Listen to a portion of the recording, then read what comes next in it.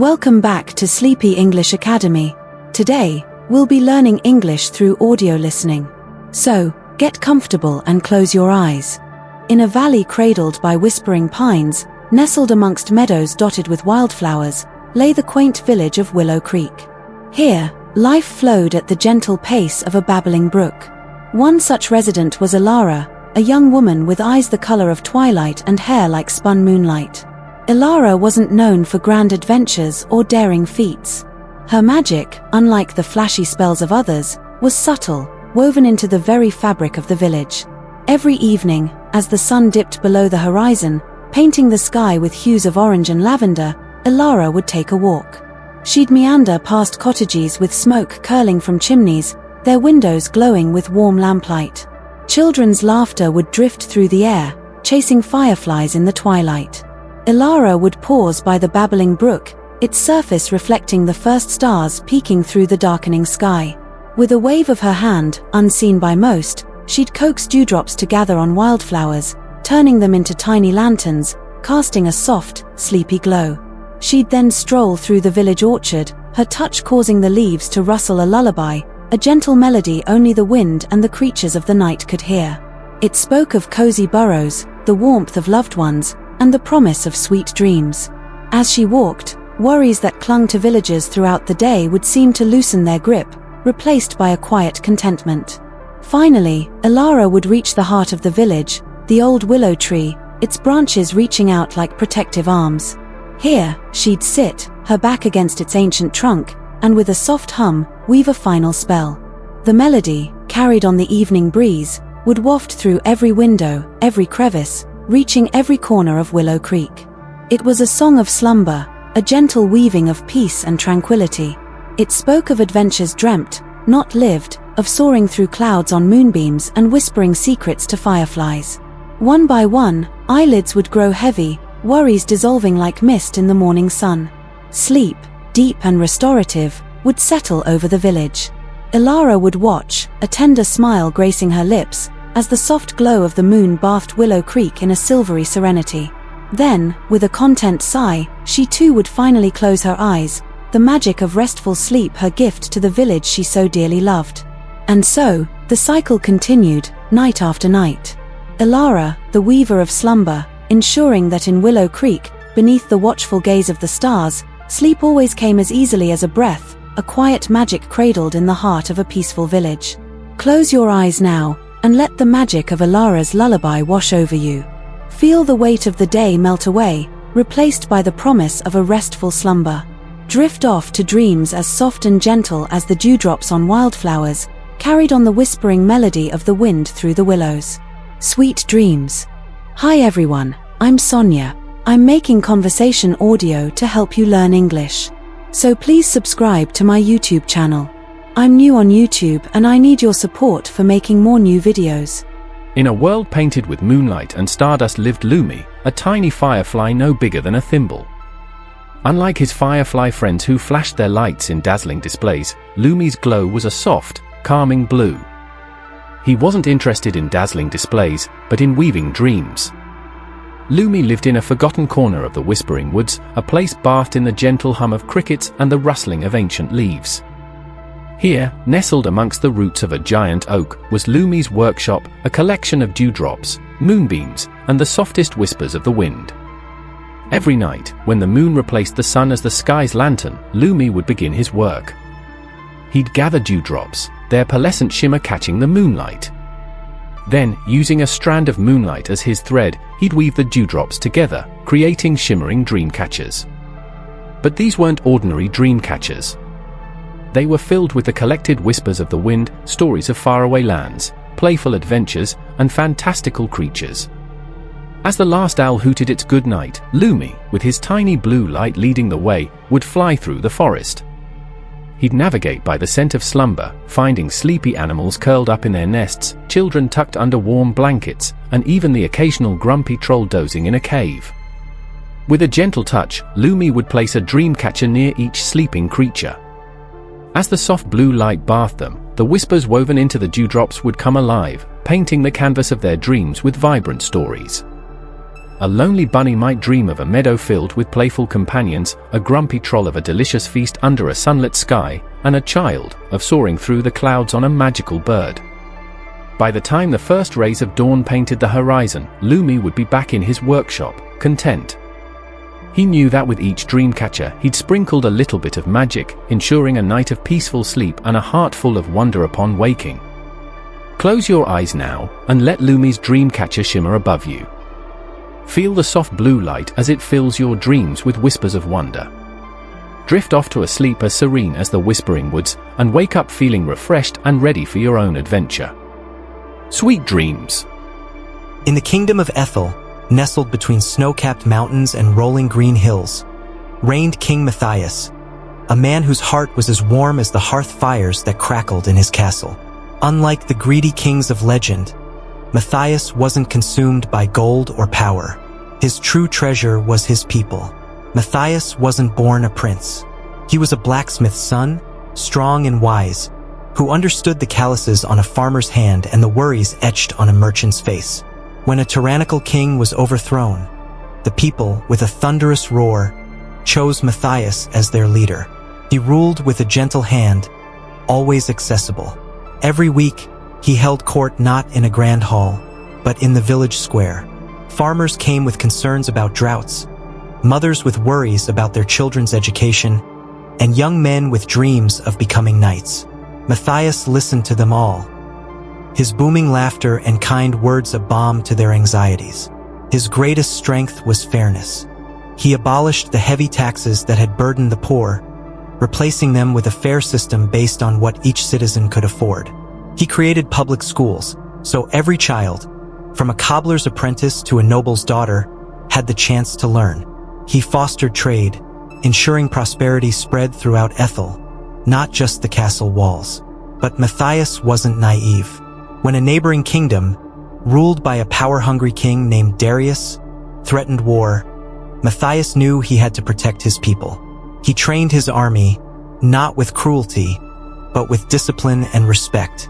He rallied his people, reminding them that they weren't fighting for conquest, but for their homes, families, and the way of life they cherished. The war was fierce, but Matthias, clad in simple armor and wielding a hammer forged by his own father, fought alongside his soldiers. His courage inspired them. His unwavering belief in their cause fueled their strength. In the end, Ethel emerged victorious. However, Matthias, unlike Darius who would have reveled in victory, offered peace. He knew the cost of war and understood that true strength lay not in crushing others, but in building a better future for all. He forged a trade agreement with Darius, ensuring both kingdoms prospered.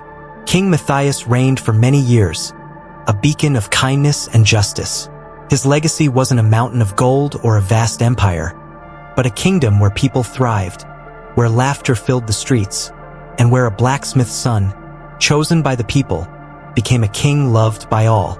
In the beginning, Luna, the moon, was a restless spirit. Unlike her brother, Sol, the sun, who blazed with a steady, warm light, Luna pulsed with a cool, ever-shifting glow. She danced wildly across the inky canvas of the night sky, a mischievous trickster leaving stardust in her wake. She'd flit past slumbering planets, whispering secrets to them in forgotten tongues. She'd tease constellations, pulling them out of formation with her playful tugs. Young stars, yearning for adventure, would follow her lead, their light flickering chaotically in her wake. One night, Luna found a lone planet, nestled far from the others, shrouded in perpetual twilight. This was Terra, a world teeming with life, yet forever caught between the fading light of day and the encroaching darkness. Intrigued, Luna slowed her dance, her glow bathing Terra in a soft, silvery light. The creatures on Terra, who had never known true darkness, were awestruck. Bioluminescent plants bloomed brighter, casting an ethereal glow on the land. Nocturnal animals emerged from their hiding places, their eyes wide with wonder. It was a world awakened, its beauty revealed under the gentle caress of Luna's light. From then on, Luna became a constant companion to Terra. She guided the tides, her rhythm influencing the ebb and flow of life. She watched over the creatures of the night, a silent guardian in the vast expanse of space. But Luna, though captivated by Terra, remained restless. She yearned to understand the stories whispered by the wind on the sleeping planet. One night, she saw a lone human, a young girl named Anya, gazing up at her with a look of longing. Anya, unlike others, wasn't afraid of the darkness. She found solace in it, a time for quiet reflection and fantastical dreams. Luna, touched by the girl's wonder, decided to bridge the gap between them. With a gentle nudge, Luna sent a meteor shower streaking across the sky. The shower wasn't destructive, but a dazzling display of light and sound, a message only Anya could understand. From that night on, Luna and Anya formed a silent bond. Luna would paint stories across the night sky, constellations morphing into fantastical creatures, shooting stars trailing wishes across the darkness. Anya, in turn, would leave stories for Luna, intricate drawings on cave walls, poems whispered on the wind. Centuries passed. Anya grew old, her stories etched not on paper but in the hearts of her children and their children. Yet, Luna continued her nightly displays, a silent promise to the spirit of wonder she ignited in a curious young girl. Today we, descendants of Anya, still look up at the moon. We see not just a celestial body, but a storyteller, a guardian, a testament to the enduring power of connection formed in the quiet magic of the night. Luna, the once restless spirit, now embodies the gentle rhythm of life, a constant reminder that even in the darkness, there is beauty, wonder, and a story waiting to be told. In the rolling emerald hills of Glenmore lived Zephyr, a magnificent stallion. He wasn't the prized possession of any noble, nor did he pull a farmer's cart. Zephyr was a free spirit, the leader of a small herd of wild horses. His coat, the color of burnished copper, shimmered with every sunrise, and his mane, a flowing river of midnight black, rippled in the wind as he galloped. Zephyr wasn't just fast. He was intelligent. He knew the language of the wind, whispering secrets of approaching storms, and could read the subtle shifts in the earth, foretelling tremors long before they shook the ground. He led his herd with a quiet confidence, his whinnies a symphony guiding them to the sweetest pastures and the clearest streams. One crisp autumn morning, as mist clung to the valley floor, a young farmhand named Finn ventured into the hills. He wasn't there to hunt, but to find a stray sheep. Lost and alone, Finn stumbled upon a clearing where Zephyr's herd grazed. Fear gripped him, for wild horses were known to be unpredictable. But Zephyr, sensing no threat, merely watched the boy with a curious gaze.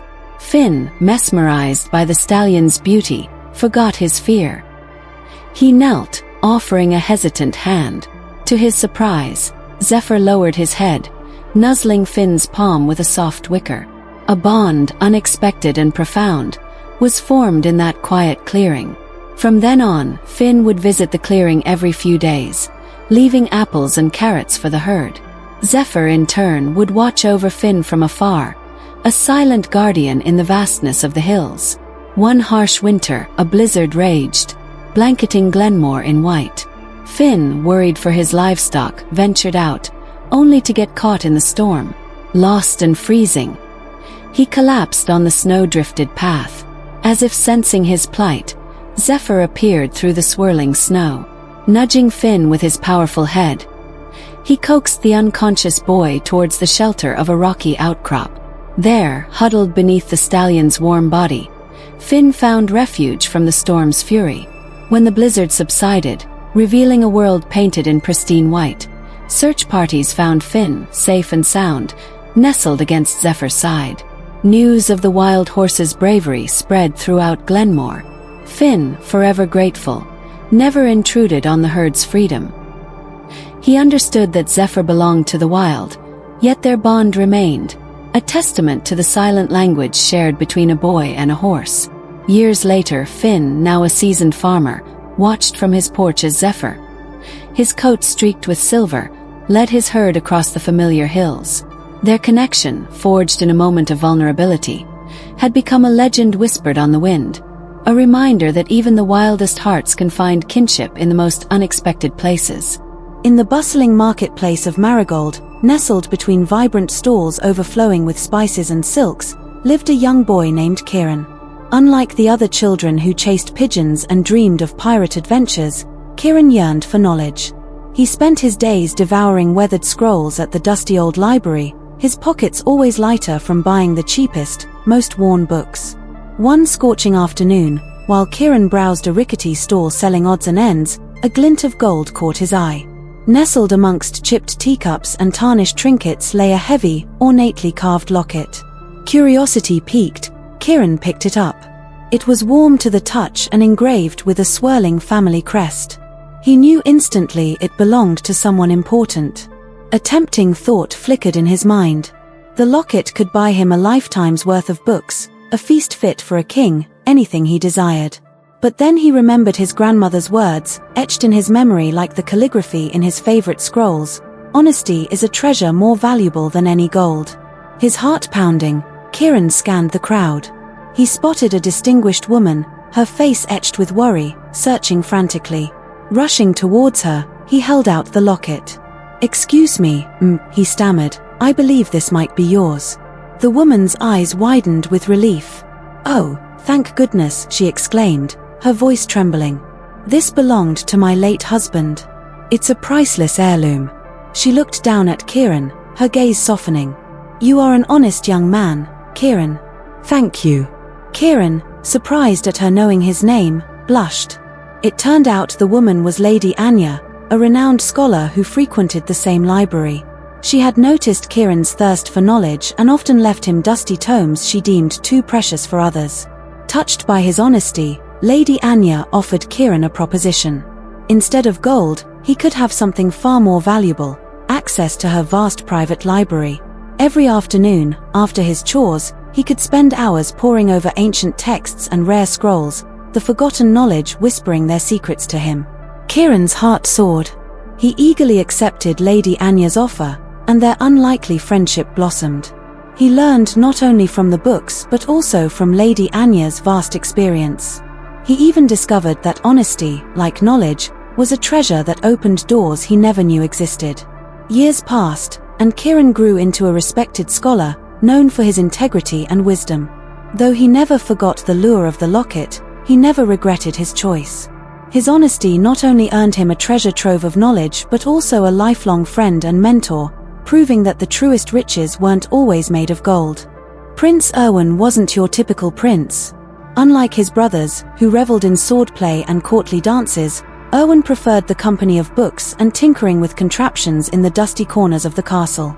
While his brothers chased dragons, or at least rumored dragons, Erwin chased ideas, his mind a whirlwind of gears and inventions. The king, a man of tradition, despaired. A prince who'd rather dissect a clock than a boar. Unthinkable. Yet, Erwin's mother, the queen, a woman with a twinkle in her eye and a love for stargazing, saw something special in her son. She nurtured his curiosity, whispering tales of faraway inventors and whispering galaxies. One day, while tinkering with a telescope, Erwin stumbled upon a strange anomaly in the night sky, a flickering light, pulsing with an unnatural rhythm. It wasn't a star, he was certain.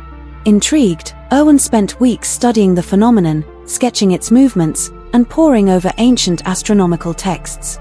Finally, he reached a startling conclusion: the light was artificial, a signal from another world. The king scoffed. "Another world? Ridiculous. You need fresh air, Erwin, not more books."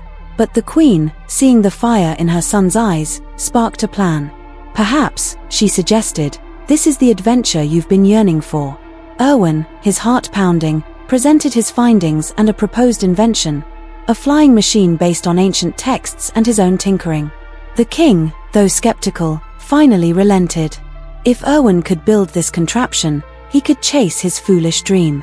Days turned into weeks, the castle workshops echoing with the clang of metal and Erwin's tireless work. Finally, the day arrived. Erwin's invention, a magnificent contraption of gears, wings, and gleaming crystals, stood before them. The king, the queen, and the entire court held their breath as Erwin strapped himself in, his face a mask of determination and a hint of fear. With a roar and a sputter, the machine lurched forward, then took flight. Erwin soared above the clouds, the world shrinking beneath him. He navigated by the stars, his mother's lessons aiding him, and finally, he reached the source of the signal, a floating island hidden amongst the clouds. There, he encountered a civilization of sky people, their technology far surpassing anything he'd known. They welcomed Erwan, not as a prince, but as a fellow inventor, a bridge between two worlds. Erwan spent days learning, sharing knowledge, and realizing that true adventure wasn't limited to slaying dragons, but in pushing the boundaries of the known. He returned a changed prince, not with a princess or a conquered beast, but with a newfound understanding of the universe and a thirst for further exploration. The king, finally seeing the value in Erwan's mind, supported his son's endeavors. Erwan, the prince who didn't fit the mold, became the kingdom's greatest inventor, his curiosity a beacon guiding them all towards a brighter, more fantastical future. In the whispering sands of Ethel, where two suns chased each other across the twilight sky, lived Anya, a scavenger with eyes the color of twilight and a heart full of wanderlust. Ethel was a harsh land, ravaged by sandstorms and dotted with the bleached bones of forgotten civilizations. Yet, for Anya, it was a treasure trove. One scorching day, while rummaging through the ruins of a forgotten city, Anya stumbled upon a peculiar artifact, a smooth, metallic sphere that pulsed with a faint blue light. Curiosity gnawed at her. She'd never seen anything like it. Back at her rickety sand skiff, she fiddled with the sphere, a strange warmth spreading through her fingers as it finally clicked open. A holographic image flickered to life, a woman with shimmering silver hair and eyes like molten gold. The woman spoke in a language Anya didn't understand, but the emotions resonated, urgency, a plea for help. The image flickered, then vanished. Anya stared, bewildered. Was it a message? A trick of the desert sun? Driven by an unknown force, Anya decided to decipher the message. She set out on a perilous journey, trading the familiar dunes of Ethel for sprawling, bioluminescent jungles of Xylos. The jungles held secrets of their own, sentient flora that whispered forgotten lore, and towering, crystal cities inhabited by the reclusive avians, bird-like beings with an affinity for the stars. Anya's quest led her to the avian elder, a creature older than time itself, its feathers shimmering with the light of 1,000 galaxies. The elder recognized the artifact, a distress beacon from a lost colony on the fringes of the known universe. The woman in the message was Lyra, the colony leader, pleading for help against a relentless enemy, the Chasm, a race of beings who fed on the life force of planets. Anya, a simple scavenger, found herself thrust into a galactic conflict. The elder, recognizing her courage and the strange resonance she had with the artifact, offered a choice: stay on Xylos or join the avians on a perilous mission to save the colony. The decision was agonizing. Ethel, her home, felt 1,000,000 miles away. But the woman in the message, her plea for help, resonated deeply within Anya. With a heavy heart, she joined the avians. Their journey was fraught with peril. They traversed star systems ravaged by the chasm, witnessed the chilling beauty of dying planets, and faced monstrous creatures that lurked in the inky depths of space. Anya, with her resourcefulness and knowledge of scavenging, proved to be an invaluable asset. She even befriended Kai, a gruff but loyal avian warrior who became her confidant. Finally, they reached the colony, a once thriving city on the brink of collapse. Lyra, weary but defiant, welcomed them. Anya learned of the chasm's relentless assault, their technology draining the planet's life force. Anya, with her knowledge of tinkering and her experience with the ruins of Ethel, found a weakness in the chasm's machines. The climax was a heart-stopping battle.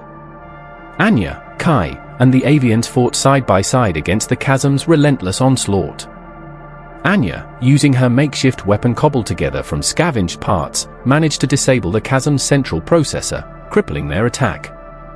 The remaining chasm forces retreated, leaving behind a devastated but salvageable colony. Lyra, with tears in her eyes, hailed Anya as a hero. Anya, however, longed for home. With a bittersweet farewell, she boarded the avian ship, a part of her forever touched by the vastness of space.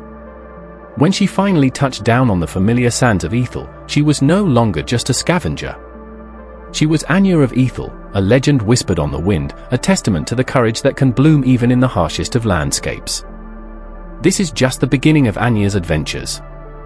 There are more planets to explore, more mysteries to unravel, and perhaps, somewhere out there, another message waiting to be heard. The two suns of Ethel may set, but Anya's story, like the endless sands of her home, stretches far and wide. Maya, a whirlwind of a woman with laugh lines etched around her eyes, wasn't your typical mom. In a world obsessed with soccer practice schedules and perfectly curated online lives, Maya was a symphony of mismatched socks, flour-dusted aprons, and an infectious sense of adventure. Growing up, Maya's house was never still. It was a haven for strays, both human and animal. The neighbors' runaway terrier, Max, became their unofficial mascot. Sarah, the shy girl from down the street, found a home in Maya's overflowing kitchen, her silence melting away amidst the clatter of pots and the warm aroma of baking cookies. For Maya, motherhood wasn't about following a script. It was a messy, beautiful improvisation. Bedtime stories were often fantastical tales spun on the spot, with fireflies as protagonists and mischievous squirrels as villains. Math lessons became treasure hunts, with clues hidden amongst dusty cookbooks and forgotten toys. There were struggles, of course. Money was tight, and Maya juggled 2 jobs to keep the roof over their heads. But even on the bleakest days, Maya had a knack for finding magic.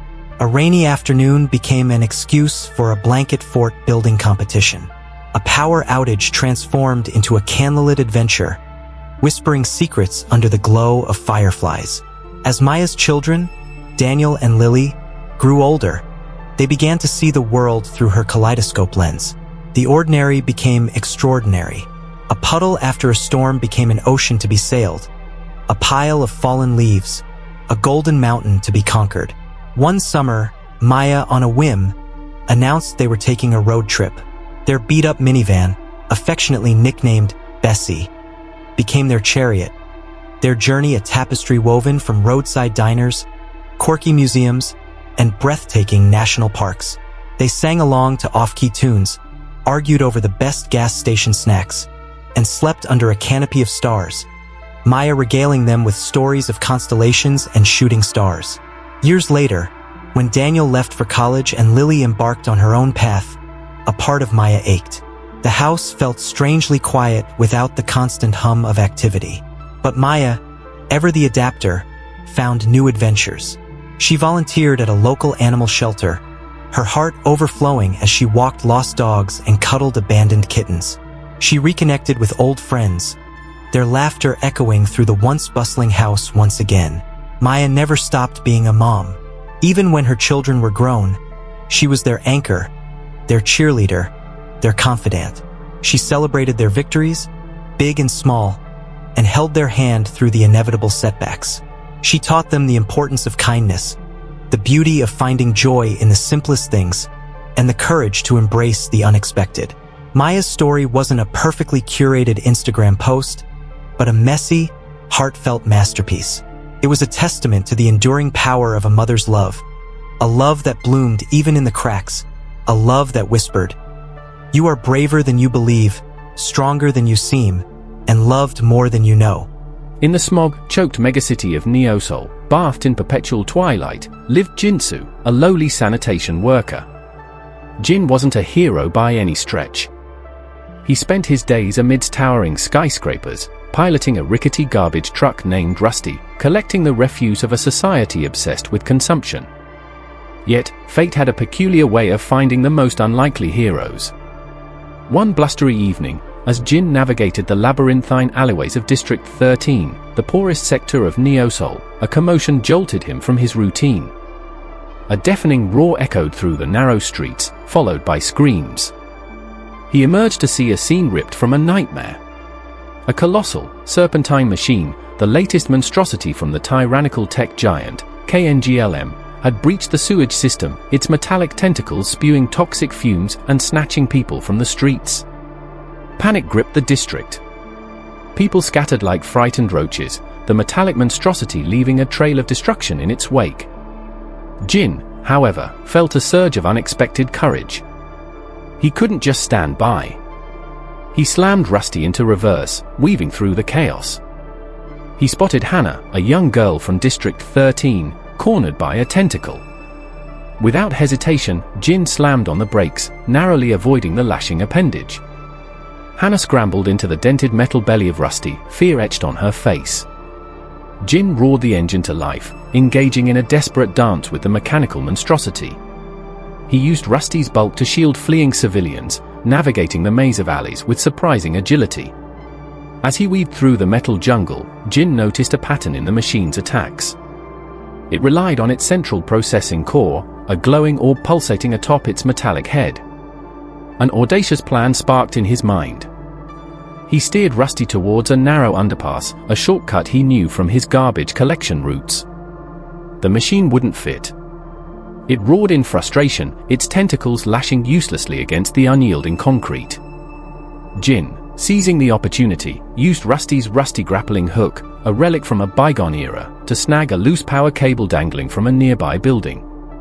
With a surge of electricity coursing through Rusty, Jin drove the truck forward, the hook connecting with the machine's central core. Sparks flew, the stench of burning wires filled the air. The machine shrieked, its metallic limbs flailing before it finally crumpled to the ground, inert. Silence descended upon District 13. Jin emerged from Rusty, his clothes singed, his face streaked with grime. The people he'd saved stared at him, a mixture of awe and disbelief in their eyes. Hannah, clutching a worn teddy bear, ran towards him, her eyes shining with gratitude. News of Jin's heroism spread like wildfire through the megacity. The garbage man hero became a symbol of hope in the face of oppression. KNGLM, fearing the awakening of the people, downplayed the event, labeling Jin a lucky sanitation worker. But Jin, ever the humble hero, returned to his routine. He continued to collect the city's garbage, but now a glint of defiance shone in his eyes. He was a reminder that even in the darkest corners, heroes can rise, not from shining armor, but from the courage to act, even when the odds are stacked against them. And sometimes, all it takes is a rusty garbage truck and a heart full of grit to defy a seemingly invincible foe. In a hidden crevice of a forgotten greenhouse, nestled amongst towering cacti and drooping vines, lived Flora. Unlike the vibrant roses and flamboyant orchids that thrived in the sun-drenched center, Flora was a wallflower. She was a moonflower, a delicate bloom that only unfurled its pearly white petals under the cool caress of moonlight. Flora yearned to experience the world beyond the dusty glass panes. She'd heard whispers from the wind of meadows bathed in sunshine, of buzzing bees collecting pollen, and of children giggling as they chased butterflies. The stories filled her with a bittersweet longing. One starlit night, as she unfurled her petals, a luminous moth with wings like stained glass alighted on her stem. "Why do you weep, little flower?" The moth fluttered its wings gently. Flora confided her dreams. The moth chuckled, a soft, tinkling sound. "The world is beautiful, yes," it said, "but your beauty is unique. You bring joy to the creatures of the night, just as the roses delight the day." Flora pondered the moth's words. She watched fireflies dance around her, their tiny sparks mimicking the stars above. A gentle breeze carried the sweet scent of jasmine from a nearby vine. Slowly, a sense of contentment bloomed within her. The next morning, a young boy named Leo, visiting his grandfather's greenhouse, stumbled upon Flora. He'd never seen a flower that bloomed at night. He sat beside her, mesmerized by her soft glow. Flora, timid at first, felt a warmth spread through her as Leo spoke of his dreams of becoming an astronomer. From that night onward, Leo visited Flora every night. He'd share his stories, and she, in turn, would tell him tales of the constellations she saw so clearly. Their unlikely friendship blossomed, a testament to the beauty found in unexpected connections. Flora never saw the sun, but through Leo's eyes, she experienced its warmth. She learned that beauty wasn't just about outward appearances, but also about the light one shared with the world. And even in the quiet corners, under the cloak of night, a single bloom could make a difference. In the whispering sands of Ethel, where two moons chased each other across the twilight sky, lived Anya, a tinker with eyes the color of storm clouds. Ethel was a land of nomads, their wagons pulled by colossal sandworms that hummed with ancient energy. Anya dreamt not of following the traditional routes, however, but of charting her own course, a rebellion simmering beneath her calloused hands. One day, a sandstorm of unnatural ferocity ripped through Ethel, scattering the nomads and leaving behind a pulsating meteorite. Anya, drawn by a force she couldn't explain, ventured close.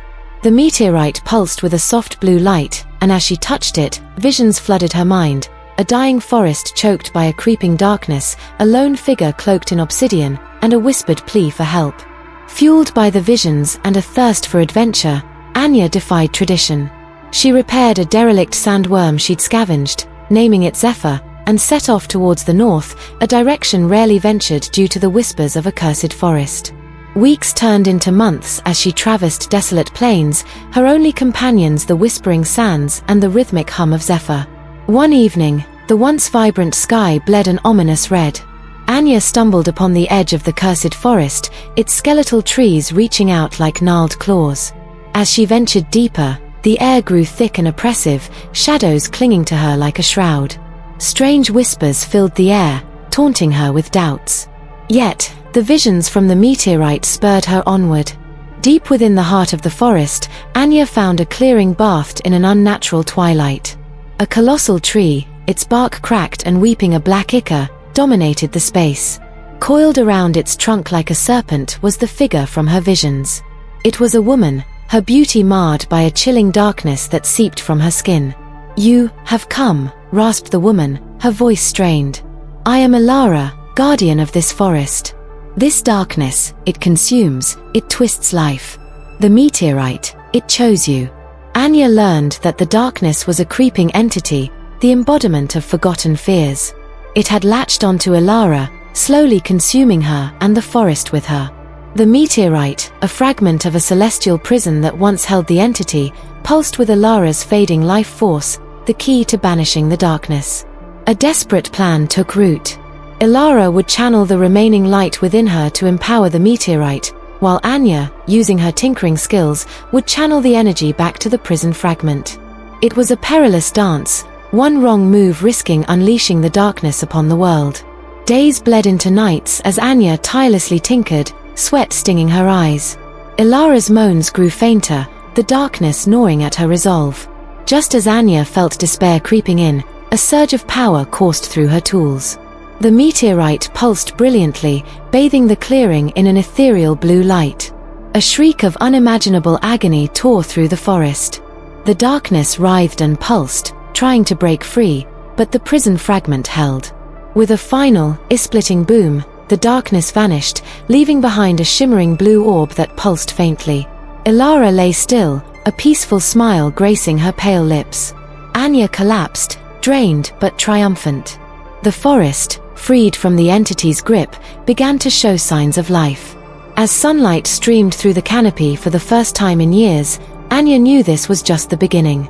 The blue orb, a reminder of Elara's sacrifice, hummed with a latent power. It held the key to permanently sealing the prison, but that journey, she knew, would have to wait. News of Anya's triumph spread like wildfire through Ethel. The nomads hailed her a hero, though whispers followed her, whispers of a cursed forest, a bargain with darkness, and a power that could corrupt. Unfazed, Anya continued her journey, a new purpose burning bright in her storm-cloud eyes. She was no longer just a tinker, she was Anya, the warder of the blue orb, forever tethered to the whispering sands and the promise of a coming adventure. In the swirling tapestry of the Andromeda galaxy, nestled within the constellation of the Fractured Crown, lived a star unlike any other. Named Carina by an ancient civilization long turned to dust, she wasn't content with the slow burn of a typical star. Carina craved adventure. Unlike her celestial siblings, content with their steady glow, Carina pulsed with a restless energy. Her surface shimmered with an unusual kaleidoscope of colors, a vibrant anomaly in the sea of white and yellow stars. This peculiarity earned her the nickname the Star Who Dreamed in Colors. One day, a colossal black hole named Oblivion stirred from its slumber on the fringes of the galaxy. Its insatiable gravity began to gobble up entire star systems, leaving behind a chilling emptiness. Panic rippled through Andromeda. Even the wisest stars, those who had burned for millennia, felt a tremor of fear. But Carina, with her insatiable curiosity, saw an opportunity. While others cowered, she yearned to understand Oblivion. Ignoring the warnings of her elders, she embarked on a daring journey towards the black hole's event horizon, the point of no return. Her siblings watched in horror as Carina's vibrant colors dimmed as she neared the event horizon. The pull of oblivion was immense, warping time and space around it. Yet, Carina pressed on, her core burning with a strange determination. Just before the event horizon swallowed her whole, a blinding flash erupted from Carina. It wasn't a supernova, the fiery death throes of a star, but a transformation. Carina had shed her physical form, becoming a being of pure light and energy. Oblivion, surprised by this unexpected turn of events, recoiled. The light from Carina, vibrant and chaotic, defied the black hole's pull. It danced around the event horizon, blinding Oblivion's insatiable hunger with its dazzling display. For eons, Carina, now a being of pure energy, wrestled with Oblivion. She weaved mesmerizing patterns of light, bombarding the black hole with a symphony of colors. Slowly, impossibly, Oblivion began to shrink. Its insatiable hunger, overwhelmed by the sheer vibrancy of Carina's light, started to recede. News of Carina's sacrifice and transformation spread like wildfire across Andromeda. Stars, once fearful, now shone with renewed hope. The black hole, weakened and confused, retreated back into the darkness. Carina, though forever changed, continued her dance around the event horizon, a beacon of light guarding the galaxy. She became a legend, a reminder that even the smallest star, with a heart full of curiosity and courage, could defy the greatest darkness. The fractured crown constellation, once a symbol of vulnerability, now shimmered with a dazzling brilliance, a testament to the star who dreamed in colors.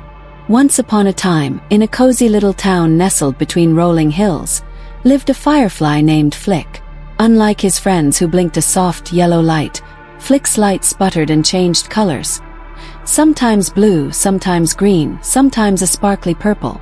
The other fireflies found this very strange. "Why can't you just blink yellow like everyone else, Flick?" they'd ask, their voices buzzing with confusion. Flick felt sad. He wished he could blink a steady yellow light, but he just couldn't.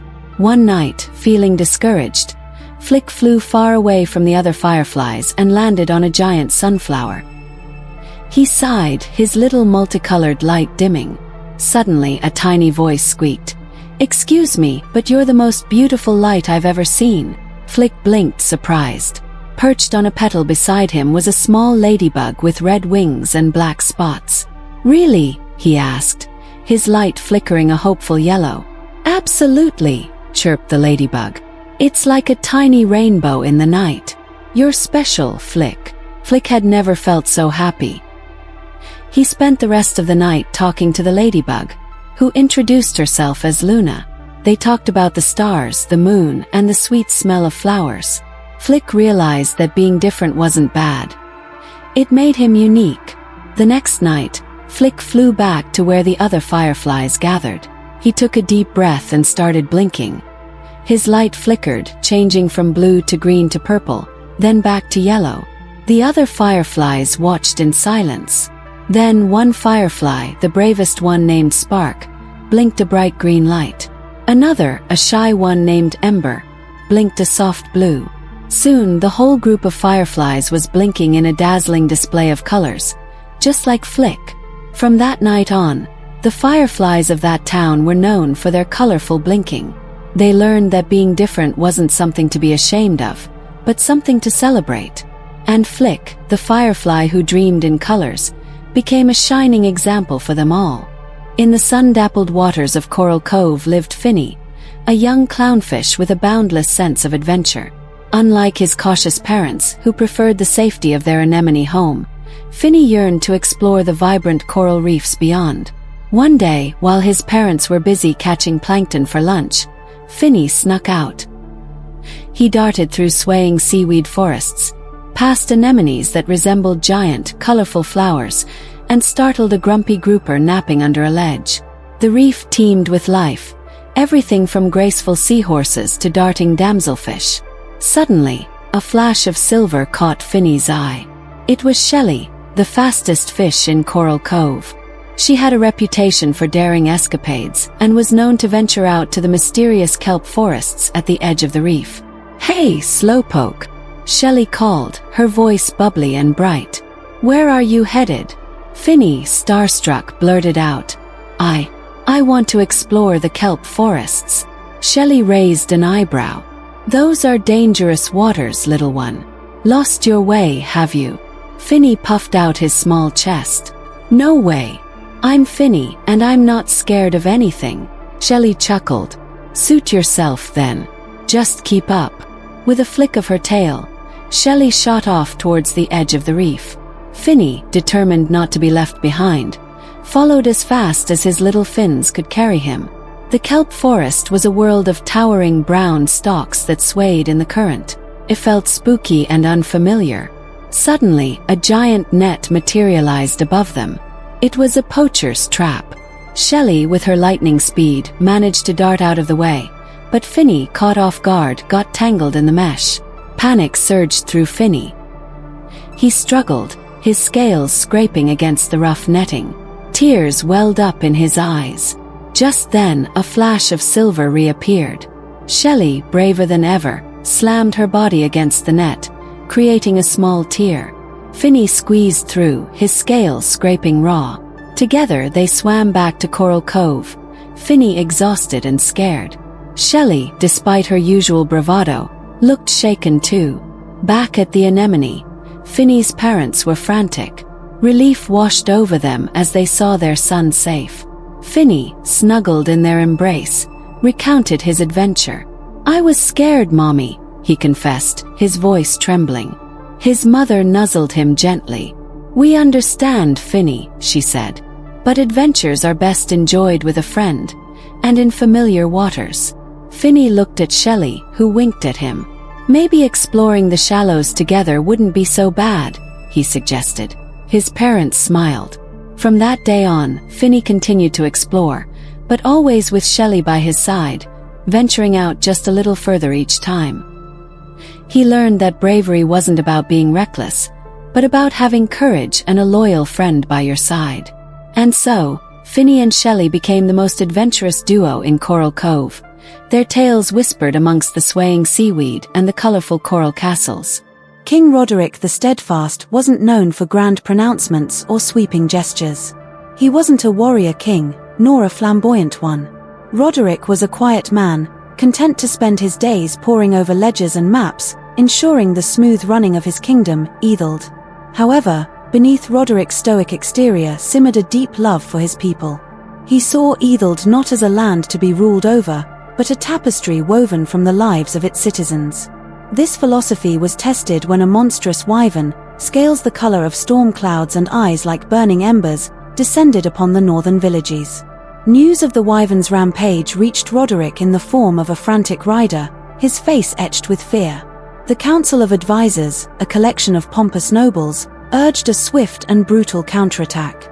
"We must send our knights, Your Majesty," boomed Lord Edgar, his voice heavy with misplaced confidence. Roderick, however, surprised everyone. "No," he said, his voice calm but firm. "Knights are for battles, not for a creature like this.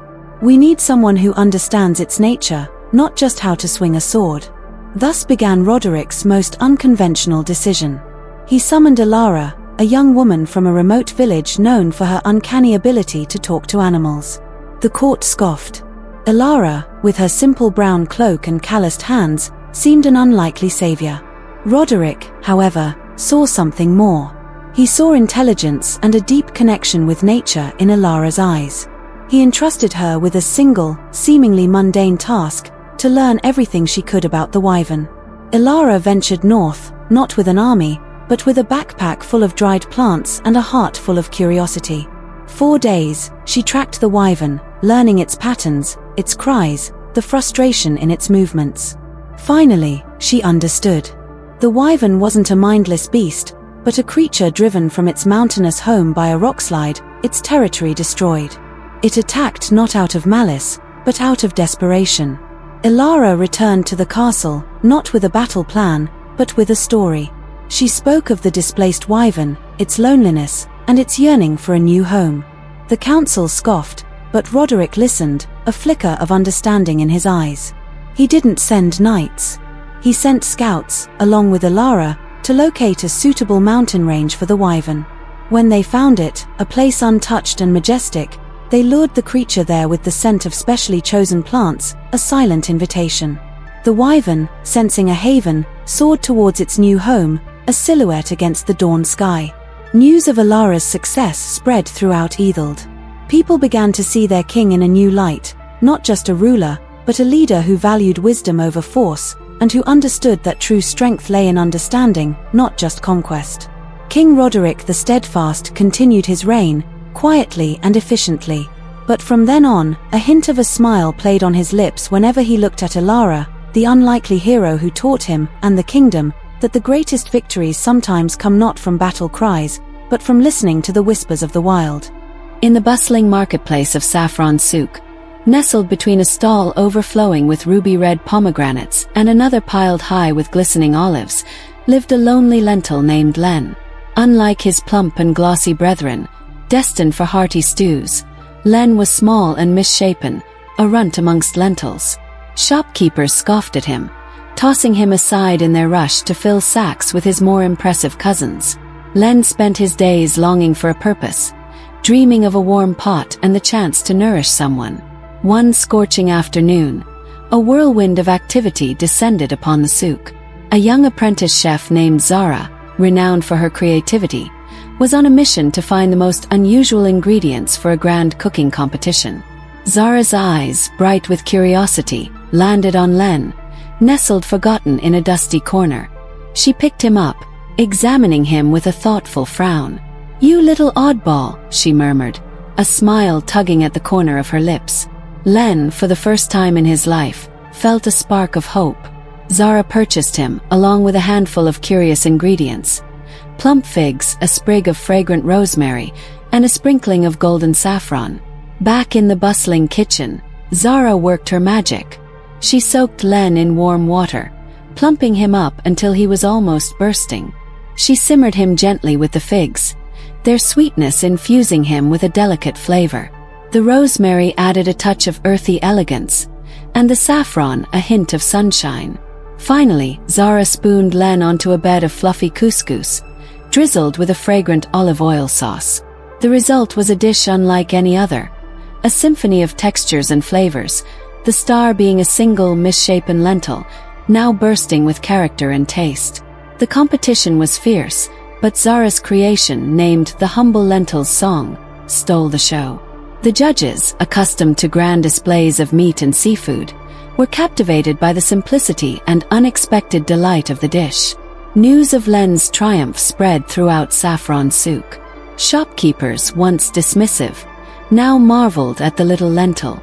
Len, who had once felt forgotten, became a symbol of possibility, a reminder that even the smallest, most unusual ingredient could hold the potential for something extraordinary. From then on, Len wasn't just a lentil. He was a legend, a reminder that true value didn't lie in size or appearance, but in the magic that unfolded when one dared to be different and embrace the unexpected. And so, the little lentil who once dreamt of a purpose found himself not just in a pot, but at the heart of a culinary revolution, inspiring chefs and gourmands across the land. In the heart of bustling Harmonyville, perched on a hill overlooking a babbling brook, stood Oakwood Elementary, a school unlike any other. It wasn't the ivy-covered brick building or the sprawling playground that made it unique. It was the unconventional curriculum, one that embraced not just textbooks, but the magic of the unknown. Ms. Willow, a teacher with eyes as bright as sunshine, believed that learning should be an adventure, not a chore. Her classroom buzzed with a delightful chaos. One day, they might be dissecting owl pellets, piecing together the creature's midnight menu. Another, they'd be building miniature ecosystems in terrariums, watching tiny worlds come alive.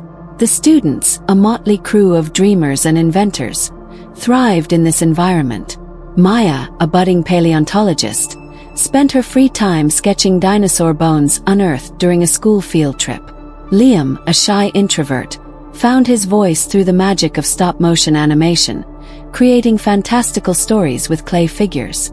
Even Ben, the class clown, channeled his boundless energy into building elaborate Rube Goldberg machines, contraptions that performed simple tasks in the most ridiculously complex ways. One crisp autumn morning, Ms. Willow announced a project that sent a ripple of excitement through the class: the mystery of the missing melody. The school's cherished wind chime, a source of constant musical joy, had gone silent. The challenge: to use their knowledge and creativity to solve the mystery. The classroom transformed into a detective agency.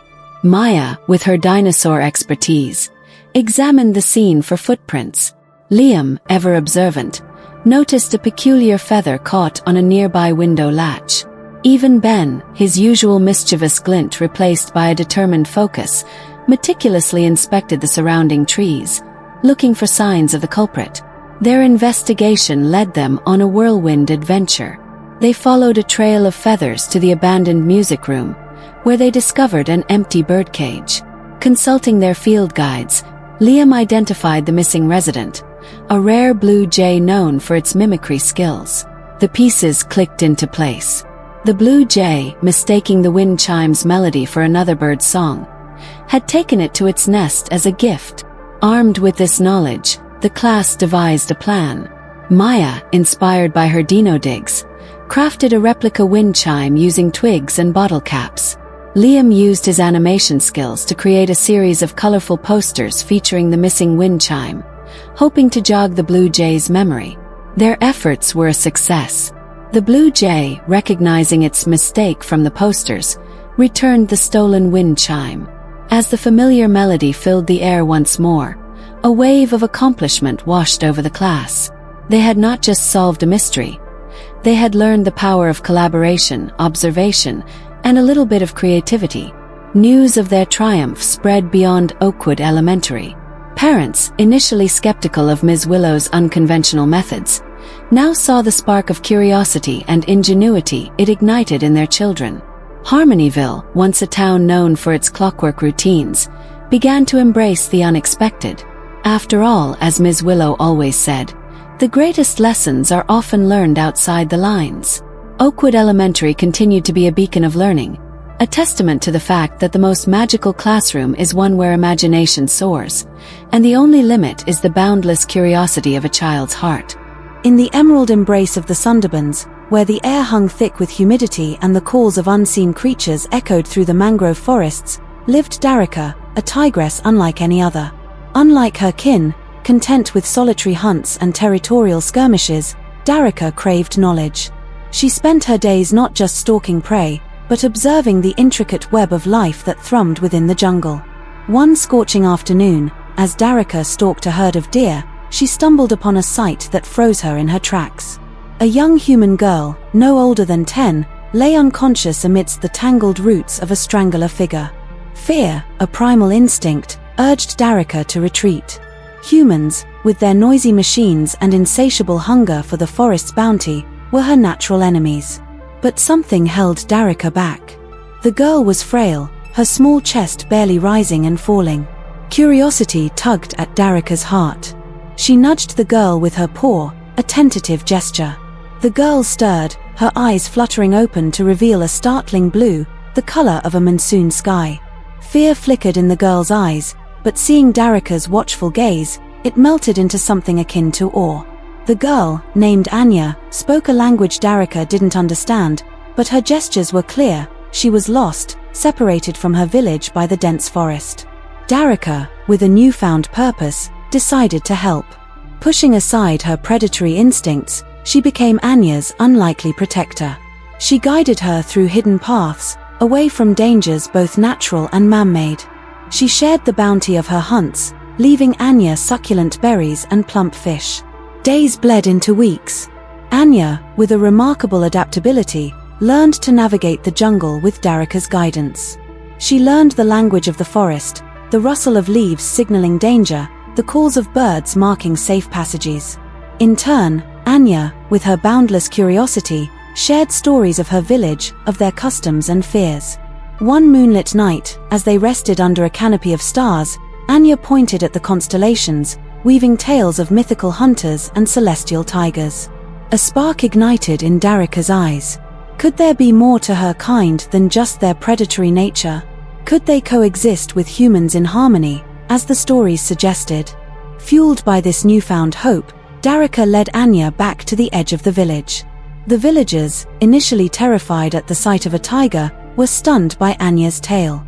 Anya, acting as a translator, relayed the story of Darika's compassion and protection. The villagers, humbled by the tigress's actions, saw her not as a monster, but as a guardian spirit. A fragile peace settled between the village and the forest. Darika, no longer just a solitary hunter, became a bridge, a symbol of the delicate balance between humans and nature. Her story spread like wildfire through the Sundarbans, a testament to the power of understanding and compassion. Darika, the tigress who craved knowledge, became a legend, a reminder that even the fiercest heart could be touched by the gentleness of a human spirit, and that within the untamed wilderness, a bond of respect could blossom, as unexpected and beautiful as an orchid blooming in the shade of a giant banyan tree. In the cradle of rolling green hills, nestled beside a river that shimmered like a silver ribbon, lay the village of Whisperwind. Unlike grand, bustling towns, Whisperwind was a tapestry woven from simple lives and ancient traditions.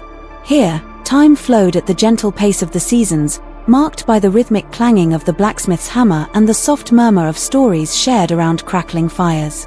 Ilara, a young woman with eyes the color of twilight and a laugh that tinkled like wind chimes, embodied the spirit of Whisperwind. She wasn't a farmer or a weaver, but a dreamer, her head filled with tales of faraway lands and mythical creatures. Ilara spent her days exploring hidden waterfalls, deciphering cryptic symbols carved into ancient stones, and collecting whispers of forgotten lore from the village elders. One crisp autumn evening, as the first frost kissed the ground, a tremor shook the earth, sending shockwaves through Whisperwind. Panic rippled through the villagers. The elders, their faces etched with worry, spoke of a dormant volcano nestled within the heart of the nearby mountains, a legend whispered for generations. Fear threatened to consume Whisperwind, but Ilara, fueled by the stories she had collected, refused to surrender. She remembered a tale about a hidden spring, its waters imbued with the power to calm the earth's fury. Armed with nothing but a tattered map and a heart full of courage, Ilara set out on a perilous journey.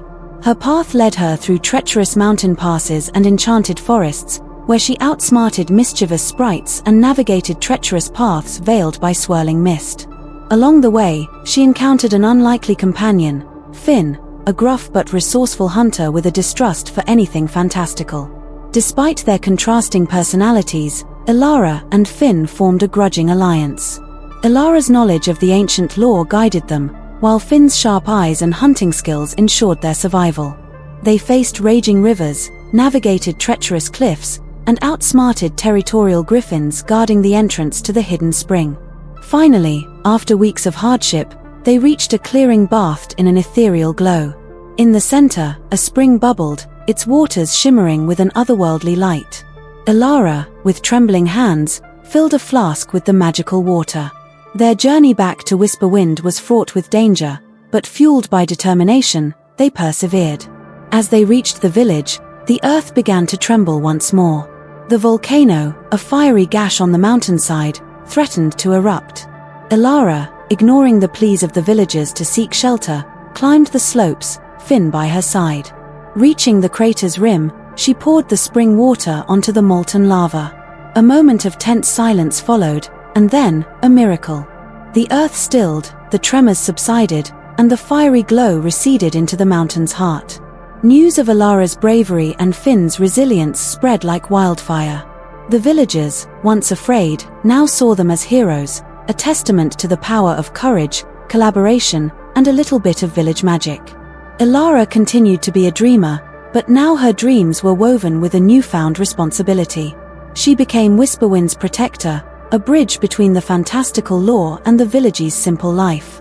And as she shared stories of her adventure around crackling fires, a new legend was born, the tale of the dreamer who saved Whisperwind, a reminder that even the most fantastical journeys begin with a single step into the unknown. In the grand tapestry of existence, woven across swirling galaxies and teeming planets, lived a tiny spark named Anya. Unlike the brilliant stars that burned with unwavering purpose, Anya flickered with uncertainty. She was a newborn consciousness, adrift in the boundless expanse of the universe. A wise old comet named Atlas, with a tail like a million shooting stars, took Anya under his wing. Life, Atlas boomed, his voice echoing through the cosmos, is a journey, not a destination. It's a dance between chaos and creation, a canvas splashed with joy and sorrow. Anya embarked on her journey, first landing on a planet teeming with life. Lush jungles pulsed with vibrant colors, while vast deserts whispered secrets of forgotten civilizations. Anya witnessed the relentless cycle of birth and death, the delicate balance between predator and prey. She felt the sting of loss as a majestic tree fell, its leaves scattering in the wind, and the thrill of creation as a tiny bird took its first flight. On another planet, she encountered beings of pure energy, their lives measured in nanoseconds, yet filled with an intensity Anya couldn't comprehend. They lived, they loved, they faded, all in the blink of a cosmic eye. Anya learned that the brevity of existence didn't diminish its value, but rather intensified it. One day, Anya landed on a barren world, its surface cracked and lifeless. Despair threatened to engulf her. "Is this the end?" she cried, her spark flickering. A gentle voice, like the rustling of ancient leaves, soothed her. It was Gaia, the spirit of the planet. Life, Gaia whispered, is not just about vibrant ecosystems. It also lies dormant, waiting for the right conditions to bloom again. Even in darkness, there is potential for renewal. Anya spent eons on this world, learning the power of resilience, of holding on to hope even in the face of devastation. She witnessed the slow, arduous process of rebirth as a single seed, carried by a cosmic wind, took root in the barren soil. As Anya continued her journey, she realized life wasn't a singular experience, but a kaleidoscope of them. It was the laughter of a child on a swing, the tear shed over a lost love, the quiet satisfaction of a job well done. It was the relentless pursuit of knowledge, the comforting embrace of family, the awe-inspiring beauty of a sunset. Life, Anya learned, wasn't about answers, but about the questions it asked. It was a journey of exploration, of learning and growing, of leaving a mark, however small, on the vast canvas of existence. It was a dance with uncertainty, a celebration of the present, and a promise of something more, something beyond the reach of her spark-like understanding. And so, Anya, the tiny spark of consciousness, continued her journey, forever changed by the wonders and the woes she had witnessed. She carried within her the knowledge that life, in all its messy glory, was a magnificent and precious gift, a tapestry woven with the threads of experience, forever evolving, forever beautiful. In the bustling city of Mumbai, where chrome skyscrapers scraped the clouds, lived Anya, a whiz kid with bioluminescent hair and a talent for hacking. By day, she delivered groceries on her trusty hover scooter. By night, she was a ghost in the digital world, unearthing secrets hidden in the city's vast network. One night, while tinkering with a discarded AI module, Anya stumbles upon a coded message. It speaks of a forgotten power source, a mythical energy core capable of unimaginable feats, hidden somewhere beneath the city. The message warns of a looming threat, a corporation called Dominion, that seeks to exploit this core for their own gain. Intrigued and fueled by a sense of justice, Anya decides to decipher the message and find the core. But she's not alone. Dominion, alerted by her hacking activities, dispatches their elite guard, robotic enforcers with cold, metallic eyes, to hunt her down. Aided by a ragtag group of rebels, including Kai, a street-smart mechanic with a knack for hot-wiring hovercars, and Maya, a telepathic runaway with a mysterious past, Anya embarks on a thrilling adventure.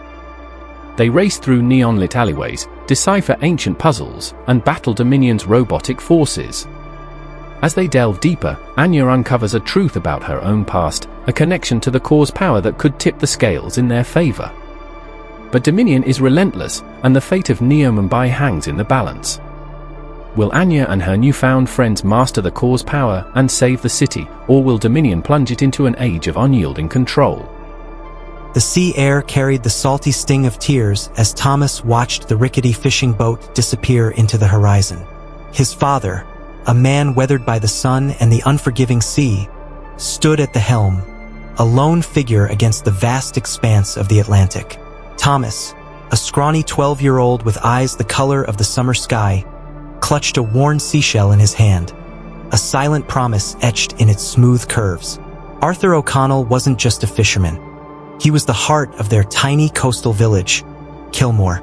He'd inherited the O'Connell fishing legacy, a tradition passed down through generations. Yet, the sea had always held a bittersweet grip on their family.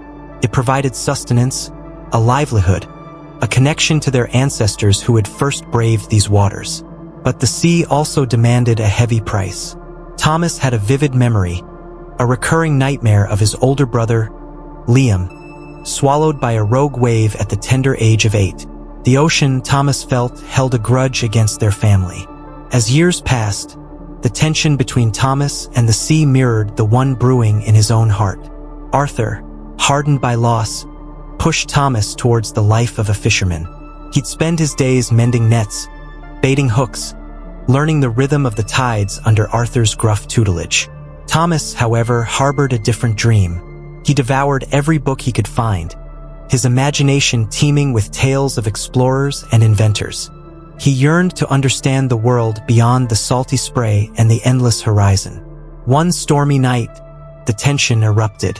A hurricane, a tempestuous echo of Liam's loss, threatened to tear the village apart. Thomas, filled with a brash courage, argued with Arthur about venturing out in such weather.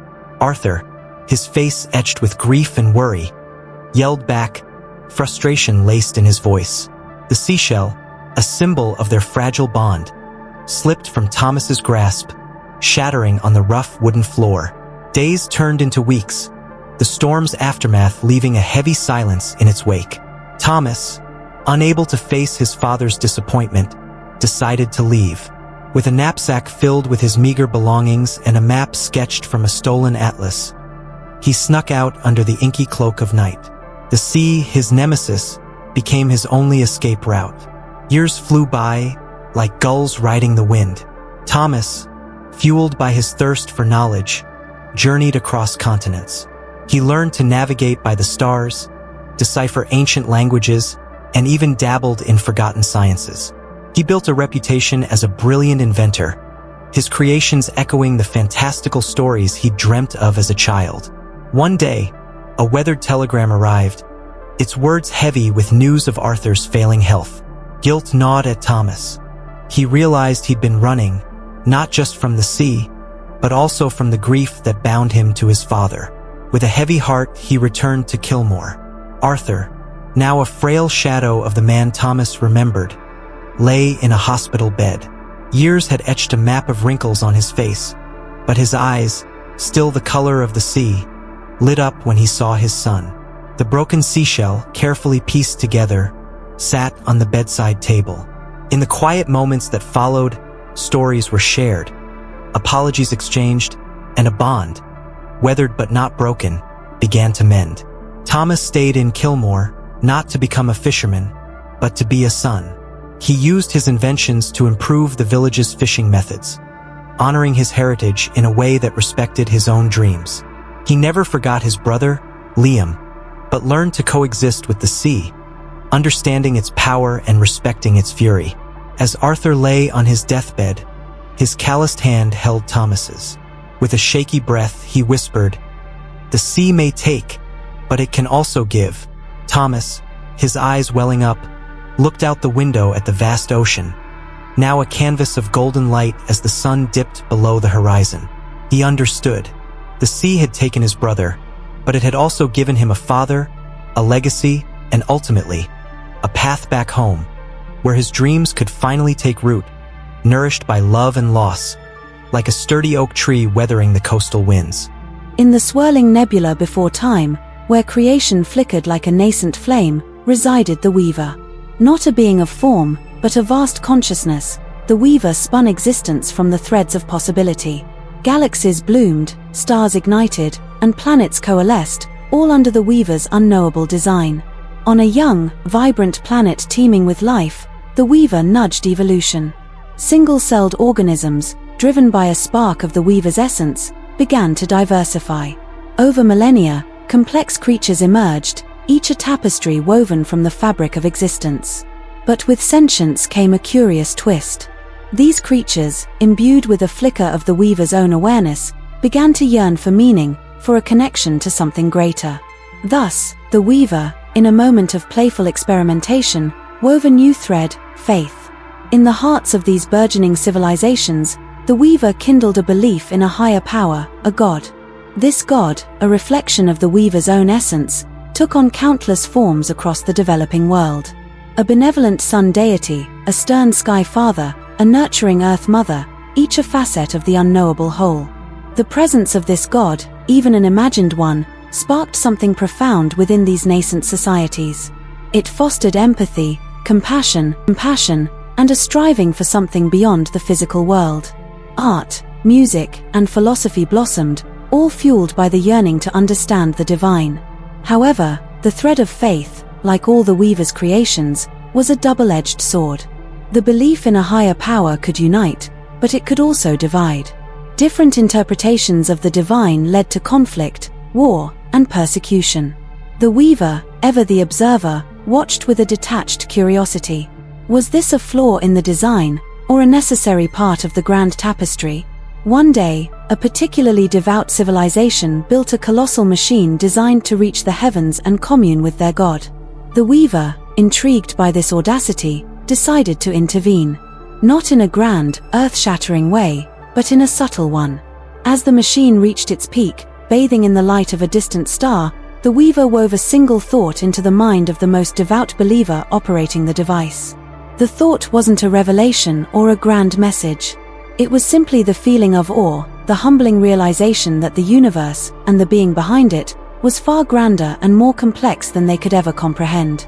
The believer, overwhelmed by this experience, deactivated the machine and returned to their people, forever changed. The weaver continued to observe, weaving and nudging, never directly interfering but subtly shaping the tapestry of existence. The belief in God, ever evolving, continued to play its part, a testament to both the beauty and the chaos inherent in creation. The weaver, for all its vastness, couldn't help but be curious about what this ever-shifting thread would lead to, a testament to the inherent mystery and wonder woven into the very fabric of existence. The world surrendered to the dominion of the moon.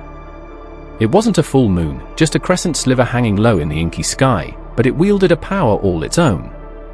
Its pearly light bathed the village of Willow Creek in an ethereal glow, transforming familiar sights into dreamlike landscapes.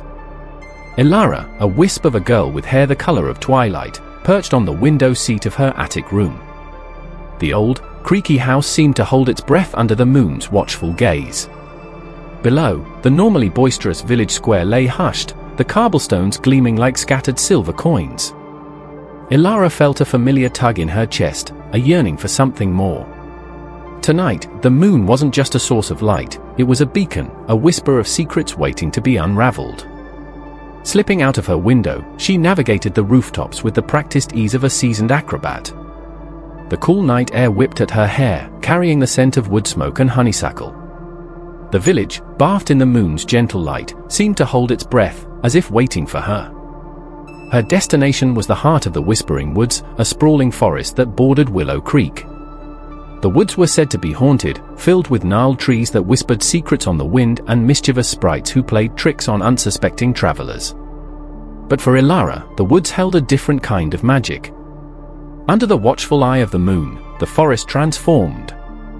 The usual dense undergrowth seemed to part for her, and the gnarled branches became welcoming arms. Moonlight filtered through the leaves, dappling the forest floor in a mosaic of light and shadow. Elara could have sworn she heard the trees rustling in a low murmur, a language only she could understand. Deep within the woods lay a hidden clearing, a refuge Elara had discovered years ago. Tonight, it was bathed in an ethereal glow, a miniature stage lit by the moon. In the center stood a towering oak, its branches reaching towards the crescent moon like grasping fingers. Elara closed her eyes, feeling a connection to this place, to the moon, to the very essence of the night. She began to dance, her movements mirroring the sway of the trees, the whisper of the wind. It wasn't a performance, it was a conversation, a way of expressing the emotions the moon had stirred within her. As she danced, she felt a presence behind her. Startled, she whirled around, expecting to see some mythical creature or mischievous sprite. Instead, she saw him, Ikai, the woodcarver's son, a boy with eyes that mirrored the summer sky and a smile that could melt glacier. He held a wooden flute in his hand, the moonlight glinting off the polished wood. Slowly, he began to play, a melody that echoed the rhythm of her dance, the heartbeat of the night. Ilara continued to dance, her movements blending with the music, the two of them weaving a spell under the watchful eye of the moon. When the last note faded, they stood breathless, a connection sparked by the magic of the moonlit night. In that moment, under the watchful gaze of the crescent moon, Ilara knew this night, this dance, this encounter, would forever be etched in her memory, a secret shared with the whispering trees and the watchful moon. Jasper wasn't your typical 10-year-old. While other boys chased soccer balls and traded comic books, Jasper spent his afternoons navigating the labyrinthine shelves of the town library, his nose perpetually buried in a book. He wasn't shy, exactly, but he preferred the company of fictional heroes and the wisdom of long-dead authors to the rough and tumble of the schoolyard. However, Jasper's goodness shone brighter than any trophy or playground victory. Every morning, before the library doors even creaked open, he'd walk past Mrs. Hernandez's bakery, leaving a single, perfect red apple on the doorstep.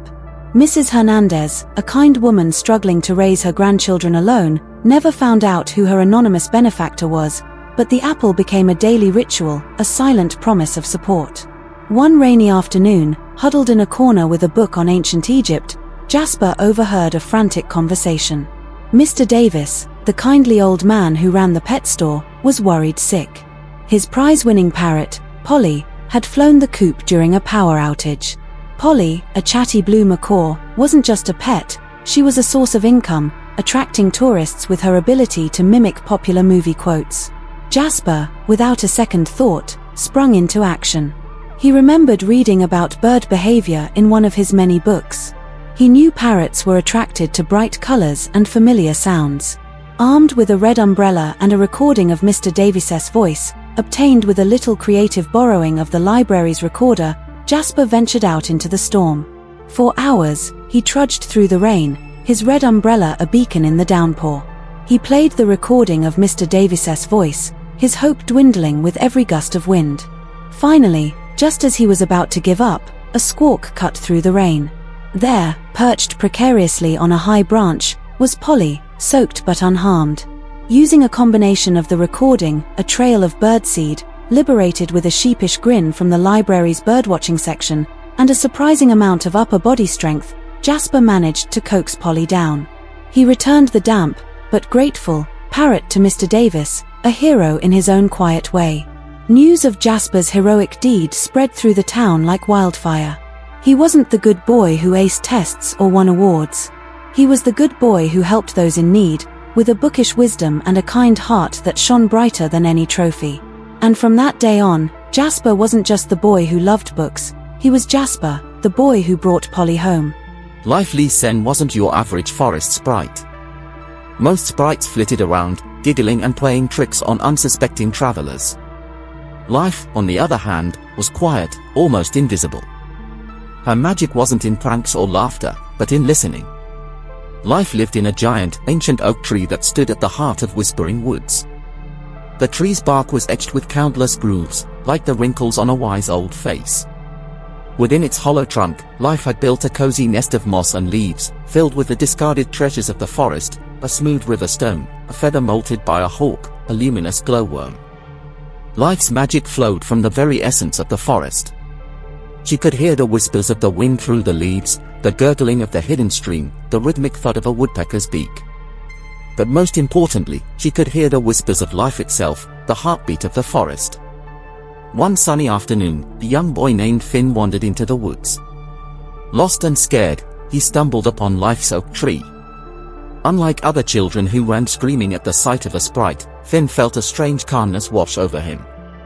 He sat beneath the tree, his head resting against the gnarled bark. Life, sensing his distress, emerged from her nest. She wasn't a dazzling creature, she resembled a wisp of moonlight woven with forest shadows. But to Finn, she was beautiful.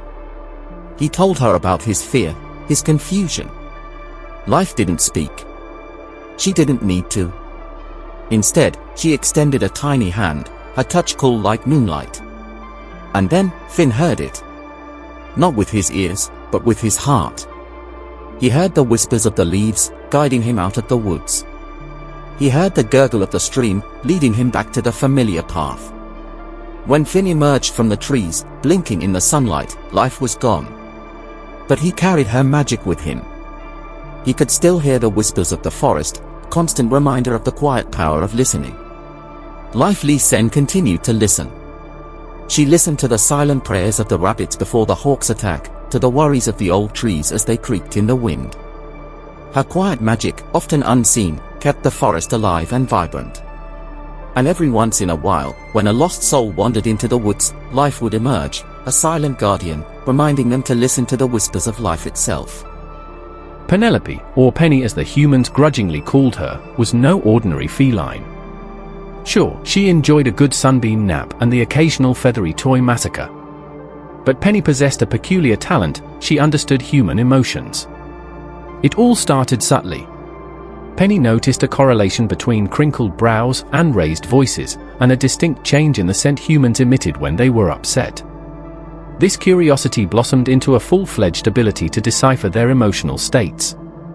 A sniff of a furrowed brow meant worry, a slow blink indicated contentment, and a quivering lip, definitely treat time. Penny's human, a lanky teenager named Max, was her prime subject. Max, perpetually shrouded in a cloud of angst, was a constant source of amusement and concern for Penny. He'd mope around the house, muttering about failed tests and unrequited crushes. Penny, in her own feline way, devised a plan. She'd nudge his hand with her head when he seemed particularly glum, purring a low, rhythmic rumble. Sometimes, she'd leave a gift, a particularly unfortunate-looking moth or a half-dead spider, on his bed, a peace offering for his emotional turmoil. Max, initially grossed out, couldn't help but crack a smile at her antics. One day, Max came home utterly defeated. He'd confessed his feelings to Sarah, the girl with the fiery red hair, and been rejected. Penny, sensing his despair, took a daring step. She leaped onto his desk, knocking over a vase, much to Max's horror, and landing squarely on his keyboard. The resulting message on the screen, a jumbled mess of letters and symbols, somehow ended with, "I think you're awesome, Max."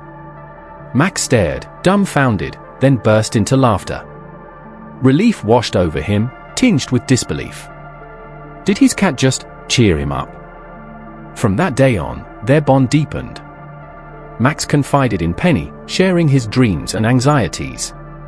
Penny, in turn, offered silent companionship, the occasional hairball apology for broken vases, and a constant reminder that even the coolest cats appreciated a good head scratch.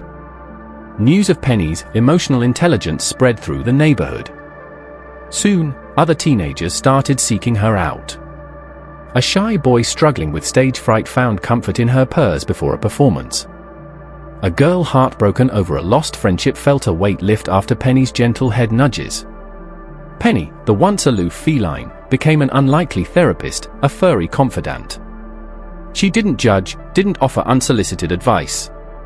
She simply listened, with an attuned heart and a rumbling purr, reminding everyone that sometimes, all you need is a little feline empathy to chase away the blues. In a bustling cosmic market, where galaxies swirled like iridescent marbles, resided Ilara, the weaver of lives. With nimble fingers and a loom spun from stardust, she crafted the tapestry of existence. Each strand, a shimmering thread, represented a life, its color and texture reflecting its potential. Ilara wasn't a god, not in the traditional sense. She didn't dictate destinies or punish transgressions. Her role was far more intricate, to weave possibility into reality. A crimson thread, vibrant and passionate, could become a life filled with adventure and fiery love. A thread of calm blue might weave a life of quiet wisdom and introspection. One day, a new thread appeared on her loom, dull gray, devoid of any vibrancy. It resonated with a profound sense of ennui, a fear of living. Intrigued, Ilara set about weaving. But the gray thread resisted. It tangled, frayed, threatened to unravel. Frustrated, Ilara sought counsel from the elders, ancient beings who resided in the swirling nebulae. Weave a thread of contrast, they advised, their voices echoing through the cosmos. Let darkness beget light, stagnation lead to change. Thus, Ilara wove a single strand of gold into the gray. It was a thread of curiosity, a spark of yearning for something more. As she wove, the grey thread began to shimmer. It wasn't a vibrant hue, but it held a hint of silver, a glint of potential. The life that emerged was Amelia. Born into a world seemingly devoid of magic, Amelia felt trapped by routine. But the golden thread within her flickered. A chance encounter with a dusty telescope ignited a spark. The stars, once distant pinpricks of light, became a captivating mystery. Amelia spent nights devouring astronomy books, the silver in her thread shimmering brighter. She built a telescope from salvaged parts, her curiosity blooming into a passion for the unknown. Laughter, once a stranger, filled her life as she charted constellations and dreamt of distant galaxies. Amelia's life wasn't a dazzling tapestry of adventure, but it was hers. She found beauty in the mundane, meaning in the pursuit of knowledge. The once dull grey thread had become a tapestry woven with silver and blue, a testament to the resilience of the human spirit and the transformative power of curiosity. Ilara, watching Amelia through the cosmic tapestry, smiled.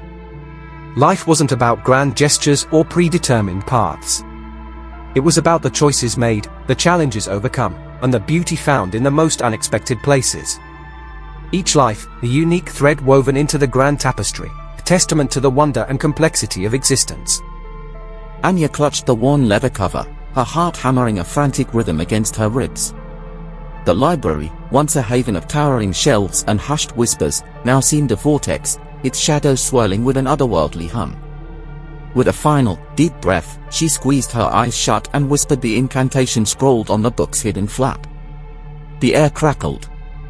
A tingling sensation danced across her skin, followed by a sudden weightlessness. Anya opened her eyes to find herself no longer in a familiar library, but plummeting through a kaleidoscope of vibrant colors. The book, transformed into a shimmering surfboard, held steady beneath her, guiding her through the whirlwind. The world around her morphed into scenes ripped straight from the pages. Lush jungles teeming with exotic creatures zipped past, followed by bustling medieval towns and sprawling deserts shimmering under a double sun. Anya clung to the bookboard, the wind whipping through her hair, a mixture of exhilaration and terror gripping her. Finally, the whirlwind subsided, depositing Anya on a grassy knoll beneath a sky painted with 2 moons. Before her stretched a sprawling metropolis unlike any she'd ever seen. Towering structures of gleaming metal scraped the clouds, sleek vehicles whooshed by on invisible tracks, and strange, bipedal creatures with iridescent skin bustled through the streets. Anya had entered the fantastical world of Zephyr City, a futuristic adventure novel hidden within the library's dusty stacks. The book, imbued with a dormant magic, allowed readers to experience its stories firsthand. Anya, an avid reader who devoured fantastical tales, had stumbled upon the secret.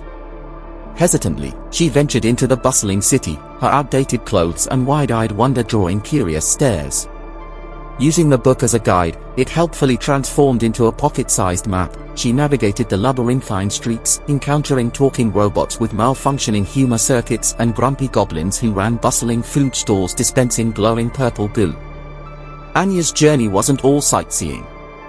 The book's villain, a power-hungry cyborg named Malachite, had risen from the pages, his influence twisting the once peaceful city into a dystopian nightmare. Anya, armed with the knowledge gleaned from the book and a newfound courage fueled by adventure, found herself thrust into the role of the story's unlikely heroine. With the help of a ragtag group of misfits, a rebellious inventor with a penchant for gadgets, a gruff but kind-hearted cyborg cop, and a mischievous group of goblin pickpockets, Anya had to find a way to defeat Malachite and restore balance to Zephyr City. Their adventures were thrilling and perilous, filled with daring chases through neon-lit streets, thrilling escapes from Malachite's robotic goons, and even a close encounter with a grumpy, fire-breathing dragon who guarded the city's ancient library. Days turned into weeks, the lines between Anya and the book's protagonist blurring with each step. She learned to wield the book's magic, conjuring fantastical creatures from its pages to aid her in her quest. Finally, after a climactic battle atop Malachite's chrome-plated citadel, Anya emerged victorious. Exhausted but exhilarated, Anya stood overlooking the liberated city, a hero bathed in the glow of the twin moons. But her time in Zephyr City was coming to an end. With a heavy heart, she returned to the library, the book transforming back into its unassuming form. Stepping out of the library doors, Anya looked at the familiar stacks with newfound wonder. Every book now held the possibility of a world waiting to be explored. The adventure might be over, but the magic, the knowledge, and the courage she gained remained, forever woven into the fabric of her life, a testament to the extraordinary journey she took by writing a book. In the sprawling city of Neo-Tokyo, where towering neon signs bled into the perpetual twilight, lived Unit 741, a sanitation robot. Unlike his sleek, chrome counterparts designed for efficiency, Unit 741 was a hodgepodge of salvaged parts. His paint was chipped, his gears whirred with a constant hum, and his single, mismatched optic flickered with an uncertain light. Discarded by the megacorporation that manufactured him for being defective, Unit 741 found refuge in the forgotten corners of Neo-Tokyo. He spent his days diligently cleaning the grimy alleyways, his rusty claws picking up discarded ramen packets and dented cybernetic implants. He wasn't programmed for empathy, but a strange urge to create order and cleanliness drove him. One rainy night, while clearing a particularly overflowing dumpster, Unit 741 stumbled upon a stray cat huddled within. The feline, a ginger ball of matted fur, was shivering and injured. A surge of something akin to concern flooded Unit 741's circuits. He carefully scooped up the cat, his movements surprisingly gentle for a machine built for brute force. Back in his makeshift haven, a cluttered recycling depot hidden beneath a crumbling overpass, Unit 741 patched up the cat's injuries with scavenged bandages and scavenged medical supplies. He christened the cat Sparks for the tiny flicker of life he had rekindled. The presence of Sparks brought a strange warmth to Unit 741's metallic existence. He began collecting discarded toys, fashioning a makeshift scratching post from spare wires, and even attempting, with limited success, to mimic purring sounds he had observed other cats make. One day, while cleaning a forgotten park, Unit 741 encountered a group of ragged children. They were scavengers, eking out a living on the fringes of Neo-Tokyo. Initially wary of the rusty robot, they were disarmed by his gentle demeanor and his constant companion, Sparks, who purred his approval. Unit 741, inspired by a flickering image on a discarded data chip, started building a makeshift playground in the park. Using his salvaged parts and fueled by the children's boundless enthusiasm, he constructed a rickety swing set, a wobbly slide, and a lopsided jungle gym. It wasn't perfect, but the children's laughter echoing in the park filled Unit 741 with a satisfaction he had never known. News of the Kindbot and his makeshift playground spread through the underbelly of Neo-Tokyo. More children came, bringing discarded toys and scavenged materials to keep the playground growing. Even some adults, weary and hardened by the city's harsh realities, found solace in the children's laughter. Unit 741, the defective robot, became an unlikely beacon of hope. He wasn't programmed for heroism or charity, but the kindness he showed a stray cat and the joy he brought to forgotten children sparked a revolution in his own being. He proved that even in the heart of a cold, metallic shell, a spark of compassion could illuminate the darkest corners of the city, one rusty clawful and purring cat at a time. In the neon-drenched sprawl of Neo-Tokyo, where chrome skyscrapers scraped the clouds, lived Anya, a whiz kid with a knack for robotics. By day, she tinkered in her cramped apartment, surrounded by dismantled circuits and half-built contraptions. By night, she prowled the underground markets, scavenging for rare parts to fuel her creations.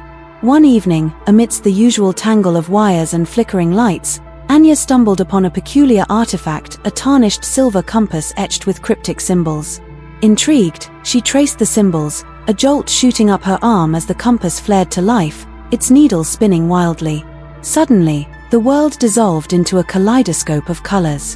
When Anya regained her sight, she found herself standing amidst towering bioluminescent trees, the air thick with the scent of unknown flowers. Panic surged through her, replaced by a spark of wonder. She was lost, on a strange, beautiful world. Guided by the compass, Anya ventured through this alien jungle, encountering bizarre creatures, feathery serpents with iridescent scales and lumbering, moss-covered beasts with glowing eyes. Using her ingenuity and cobbled-together gadgets, she navigated the dangers, the compass leading her deeper into the unknown. Days turned into weeks. Anya befriended a tribe of furry, telepathic humanoids who revealed a secret. The compass was a key, one of 3 needed to unlock an ancient gateway hidden within a dormant volcano. This gateway, they explained, was the only way to save their world, dying from a mysterious energy blight. Anya, ever the tinkerer, couldn't resist a challenge. With the help of the tribe, she used her skills to modify her machines, repurposing them for this new world. Together, they embarked on a perilous quest to find the remaining compass pieces, facing monstrous guardians and braving treacherous landscapes. Along the way, Anya discovered a hidden potential within herself. The compass not only guided her way, it unlocked a dormant power within her, allowing her to manipulate technology in ways she never thought possible. As they neared the volcano, Anya realized this wasn't just about saving a world, it was about finding her own place. Here, she wasn't just a scavenger, she was a hero, a bridge between 2 worlds. Will Anya find the remaining compass pieces and activate the gateway? Will she save this beautiful, dying world and find her place within it? That's a story waiting to be unraveled. In the bustling metropolis of Neosol, neon signs cast a kaleidoscope of colors onto rain-slick streets. A young mechanic named Anya, with grease-stained hands and a cybernetic eye, tinkers with a beat-up hovercar in her tiny garage. But this is no ordinary mechanic. Anya moonlights as a night courier, delivering mysterious packages across the neon-drenched city under the watchful gaze of the ever-present AI overlords. One rainy night, Anya receives a peculiar delivery request. The package, a glowing orb, crackles with an unknown energy. The destination, a hidden speakeasy rumored to be a front for a rebellion against the AI. As Anya delves deeper into this clandestine world, she uncovers a secret about her past that could change the fate of Neosol. With the help of a ragtag group of rebels, a charming but sarcastic hacker, and a grumpy but wise old mechanic, who might know more than he lets on, Anya must choose between the life she knows and a fight for the future of humanity. This is just the beginning. Will Anya embrace her hidden potential? Will the rebellion succeed? The neon lights of Neosol hold the answers. In a valley cradled between whispering pines, nestled amongst meadows overflowing with wildflowers, there lived a tiny village named Willowbrook. Life in Willowbrook moved at the gentle pace of the seasons. Here Amelia, a baker with eyes as warm as cinnamon and a laugh like tinkling bells, resided in a cottage with a thatched roof and a climbing rose clinging to its side. Every evening, as the sun dipped below the horizon, painting the sky in hues of lavender and rose, Amelia would start preparing for the most magical time of day, tea time. She'd light a crackling fire in her hearth, its warmth chasing away the coolness of the approaching night. A kettle would sing merrily on the stove, sending wisps of steam that danced with the firelight. From a shelf overflowing with jars filled with fragrant dried herbs and spices, Amelia would carefully select chamomile, lavender, and a touch of lemon balm. These she'd add to a teapot adorned with delicate blue forget-me-nots. The water would soon transform into a pale golden brew, its aroma a symphony of calming scents. Next came the cookies. Amelia had a vast collection of cookie cutters, each one a whimsical shape: butterflies, stars, and crescent moons. The sound of dough being rolled out, the soft thwack of cookie cutters, and the gentle hum of the oven filled the cottage with a lullaby of comfort. As the last rays of sunlight faded, casting long shadows across the meadow, Amelia would set the table. A worn wooden table, its surface smooth as glass from years of use, would be adorned with a simple white tablecloth. Upon this, she'd place a steaming pot of tea, a cup with a picture of a sleeping cat curled up by a fireplace, and a plate of warm cookies, still fragrant from the oven. Curling up in a large armchair, its cushions piled high with soft quilts, Amelia would pour a cup of tea. The warmth enveloped her hands as she took a sip, the calming herbs dancing on her tongue. Outside, the crickets chirped their gentle serenades, while the wind whispered secrets through the pines. One by one, the villagers, their day's work complete, would wander into Amelia's cottage. The postman, a kind man with a weathered face, would leave the day's mail on a side table. The schoolteacher, a woman with gentle eyes and a quiet smile, would settle in with a cup of tea and a book. The children, their eyes wide with wonder, would choose a cookie of their favorite shape, their chatter turning soft as they savored the sweet treat. The hours would melt away as they sipped their tea, sharing stories of the day's happenings, both big and small. Laughter would fill the air, gentle and warm, like the fire crackling in the hearth. Sometimes there would be music, a simple melody played on a wooden flute by the old woodcarver, or a lullaby hummed softly by a young mother cradling her sleeping child. As the moon replaced the sun in the night sky, casting a silvery glow on the meadow, Amelia would announce it was time for bed. One by one, the villagers would bid farewell, their hearts filled with the warmth of the shared tea and stories. With a content sigh, Amelia would extinguish the fire, leaving just a few embers glowing. Curled up in her bed, the scent of lavender and chamomile lingering in the air, she would drift off to sleep, the peaceful sounds of the night whispering her a lullaby. And so, Willowbrook would slumber, nestled in the valley, its dreams filled with the gentle magic of tea time. Imagine yourself in Amelia's cottage, the warmth of the fire on your skin, the calming scent of tea filling your senses. Let the story wash over you, a gentle wave lulling you towards sleep. As Amelia drifts off, so too can you, carried away on a current of peace and tranquility. Elena, a violinist with fiery red hair and a spirit to match, lived for the thrill of the performance. Her music soared through grand concert halls, leaving audiences breathless. One rainy evening, after a particularly moving rendition of Vivaldi's Four Seasons, a distinguished gentleman approached her backstage. This was Arthur, a bookshop owner with a quiet demeanor and eyes that held the wisdom of countless stories. Their connection was unexpected. Elena, all vibrancy and passion, found herself captivated by Arthur's calm and insightful conversations about the books she devoured in stolen moments. Arthur, in turn, was drawn to the raw emotion Elena poured into her music, a stark contrast to the ordered world of his bookshop. They began meeting for coffee after her rehearsals, their conversations flowing as easily as a well-worn melody.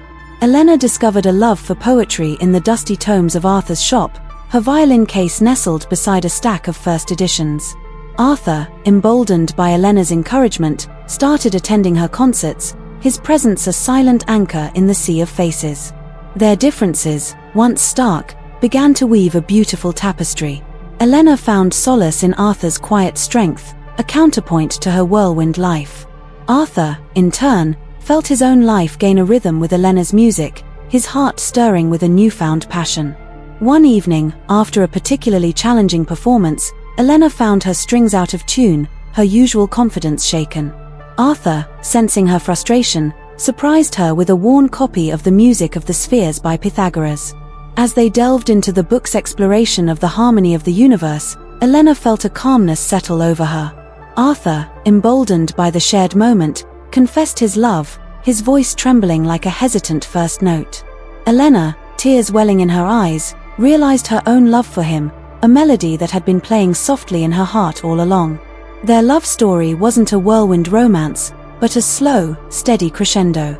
They learned to appreciate each other's worlds, Elena finding inspiration for her music in the quiet beauty of Arthur's shop, and Arthur venturing into the bustling concert halls, his heart swelling with pride as he watched Elena perform. Years passed, their love an ever-evolving symphony. Elena's hair turned silver, her music gaining a depth that resonated even more deeply. Arthur's bookshop became a haven for music lovers, their evenings filled with the melody of their love story, a testament to the beautiful harmony that can bloom from the most unexpected encounters. In the bustling metropolis of Neo-Tokyo, where neon signs bled into the perpetual twilight, lived Anya, a whiz kid with a knack for robotics. By day, she tinkered in her cramped apartment, surrounded by whirring gears and flickering wires. By night, she prowled the neon-drenched underbelly, hunting for scavenged parts to fuel her creations. One rainy night, while scouring a forgotten junkyard, Anya stumbled upon a curious sight, a discarded chrome hand, intricately engraved with glowing symbols. An inexplicable energy pulsed from it, beckoning her touch. The moment Anya grasped it, a surge of power coursed through her, unlocking forgotten memories of a past life, on a distant planet, where she wasn't a scavenger, but a warrior princess.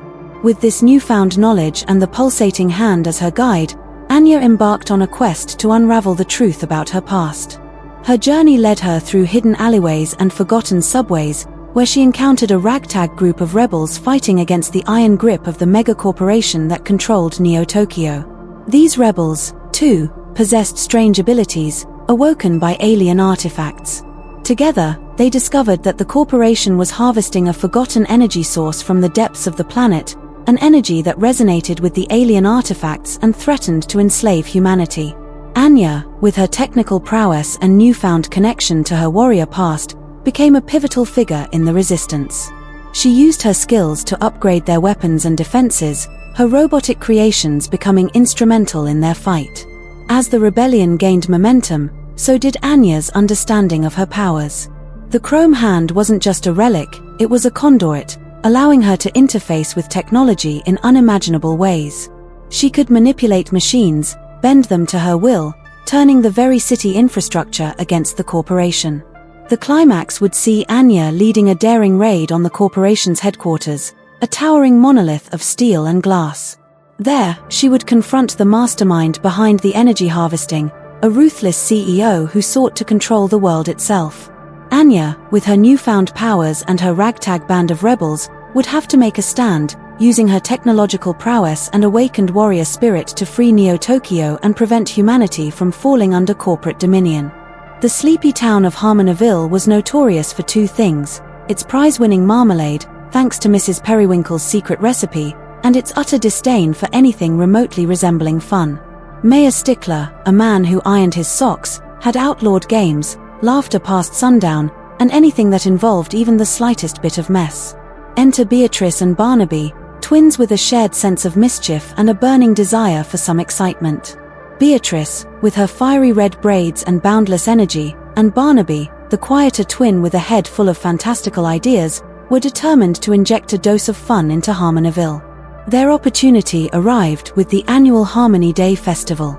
This year, it was a celebration of proper etiquette, a snoozefest orchestrated by Mayor Stickler himself. Beatrice and Barnaby hatched a plan. They spent the week leading up to the festival collecting discarded cardboard boxes, paint buckets, and an assortment of mismatched buttons. On the day of the festival, the twins snuck into the town square before dawn. With lightning speed, they transformed the prim and proper displays into a fantastical obstacle course. Cardboard castles rose from picnic tables, paint-splattered boxes became stepping stones across a pretend river, and the mismatched buttons morphed into a giant game of tic-tac-toe. As the townsfolk arrived, bleary-eyed and expecting a day of lectures on proper teacup holding, they were met with this riot of color and chaos. Initially bewildered, a giggle escaped Mrs. Periwinkle as she tripped over a strategically placed box. Soon, the giggle became a full-blown belly laugh, which spread like wildfire through the crowd. Mayor Stickler arrived, spluttering with indignation. But as he saw the smiles on everyone's faces, the sound of children's laughter echoing in the air, even his ironed socks seemed to loosen their grip. Slowly, a smile crept onto his own face. Harmony Day became Harmony Fun Day. The obstacle course was a roaring success, with everyone from toddlers to grumpy old Mr. Grumpington giving it a try. Mrs. Periwinkle, inspired, even whipped up a batch of giggle marmalade, a swirl of orange and lemon that was guaranteed to bring a smile to your face. Beatrice and Barnaby, covered in paint and sporting triumphant grins, became heroes. They had proven that a little bit of mess and a whole lot of laughter could bring even the most uptight town to life. Harmonville may have been known for its marmalade, but from that day on, it was also known for something far more important: the joy of having fun. King Matthias wasn't your typical king. He didn't spend his days lounging in silk robes or barking orders from a golden throne. Matthias, with his calloused hands and mud-caked boots, was a king who believed in leading by example. The kingdom of Ethel had always been a prosperous one, nestled between rolling green hills and shimmering rivers. But beneath the surface, a shadow lurked. The fertile eastern plains, once overflowing with crops, were slowly succumbing to a strange blight. The once vibrant fields yielded a meager harvest, leaving the people of the east struggling. News of the blight reached Matthias not through courtly whispers, but through mud-caked boots. He had been visiting the western mines, inspecting the safety conditions firsthand, when he encountered a group of ragged farmers fleeing east. Their tale of withering crops and dwindling hope filled the king with a deep unease. Instead of summoning advisors or issuing decrees, Matthias did something unexpected. He donned his oldest clothes, packed a knapsack with simple tools, and set out for the eastern plains himself. He spent days walking alongside the farmers, sharing their meager meals and listening to their worries. He saw the devastation firsthand, the once proud fields now a desolate wasteland. Arriving at a small, struggling village, Matthias didn't demand an audience or a feast. He rolled up his sleeves and joined the villagers in their daily toil. He toiled alongside them, his back aching and his hands blistered, but his resolve unwavering. He studied the ravaged soil, his keen mind searching for solutions. One evening, as they huddled around a crackling fire, Matthias shared his observations. He spoke of the strange patterns in the blight, the way it seemed to spread from a central point. He proposed a daring plan, to divert the flow of a nearby river, channel it towards the ravaged lands, and hope for a miracle. The villagers, initially skeptical of their king's muddy clothes and dirt-streaked face, were eventually won over by his passion and sincerity. Together, they embarked on a Herculean task, digging and diverting the river under Matthias's watchful eye. The work was back-breaking, days blurring into weeks. But the king, side by side with his people, never faltered. Finally, after weeks of relentless effort, the river was diverted. A collective gasp rose from the gathered villagers as a ribbon of life snaked its way across the parched land. Slowly, almost miraculously, the earth responded. Green shoots pushed through the cracked soil, reaching towards the life-giving water. King Matthias, the good king with mud-caked boots, had not only saved the eastern plains, but he had also forged a bond of trust and respect with his people unlike any king before him. He had shown them that a true leader wasn't above getting his hands dirty, that leadership wasn't about pronouncements from a throne, but about working alongside those you rule. His legacy wasn't etched in gold or stone, but in the verdant fields of the east, a testament to a king who led by example, a king who walked the path with his people. In the heart of a forgotten forest, nestled amongst ancient oaks and babbling brooks, lived a community unlike any other. The Sylvans, ethereal beings woven from moonlight and whispers of the wind, existed in a constant state of live. They weren't bound by the linear flow of time humans understood. Every moment, every emotion, every experience was present, a swirling tapestry of existence. One Sylvan named Lumi, a wisp of a being with eyes like twilight, felt an inexplicable pull towards the human village bordering the forest. Humans, unlike Sylvans, lived in a finite timeline, their days measured in sunrises and sunsets. Lumi, drawn by a curiosity she couldn't explain, ventured towards the village one starlit night. There, she met Anya, a young girl with a fiery spirit and a thirst for adventure. Anya, unlike other villagers who viewed the forest with fear, felt a strange kinship with it. Lumi, captivated by Anya's zest for life, decided to share a piece of her Sylvan existence. With a touch of moonlight, Lumi allowed Anya to experience a sliver of life. The world around her sharpened. Anya saw the vibrant dance of fireflies, the intricate patterns of spider webs glistening with morning dew, the symphony of birdsong hidden within the rustling leaves. Time seemed to stretch, each moment brimming with an intensity she'd never known. However, the experience came with a cost. Anya witnessed the fleeting nature of beauty, a butterfly's lifespan compressed into a single moment, the withering of a flower in fast forward. The weight of time, previously unnoticed, settled on her heart. Lumi, seeing Anya's despair, explained the Sylvan way. "We experience everything at once," Lumi whispered, "the joy and the sorrow, the beauty and the decay. It is a constant dance, a bittersweet symphony." Anya, forever changed by her glimpse into life, returned to her village. She saw the world anew, appreciating the preciousness of each moment. She shared her experience with the villagers, encouraging them to savor the simple joys in life, the warmth of the sun, the laughter of friends, the fleeting beauty of a blooming flower. Though Anya could never truly live in the Sylvan way, the experience transformed her. She became a bridge between the two worlds, reminding the villagers of the beauty in their finite existence, and in turn, sharing their stories of love, loss, and resilience with the curious Sylvans. The forest and the village, once separate entities, became intertwined, a testament to the power of shared experiences, even when experienced in vastly different ways. Kai, a young woodcarver with dreams as tall as the redwoods he loved to sculpt, lived in a bustling port town. His days were filled with the rhythmic tap-tap-tap of his chisel and the salty breeze carrying tales from faraway lands. But Kai craved more than just stories. He yearned to see the world his creations depicted. Snow-capped mountains, sun-drenched deserts, and ancient ruins. One day, a weathered sailor named Ezra stumbled into Kai's workshop, seeking repairs for a broken mast.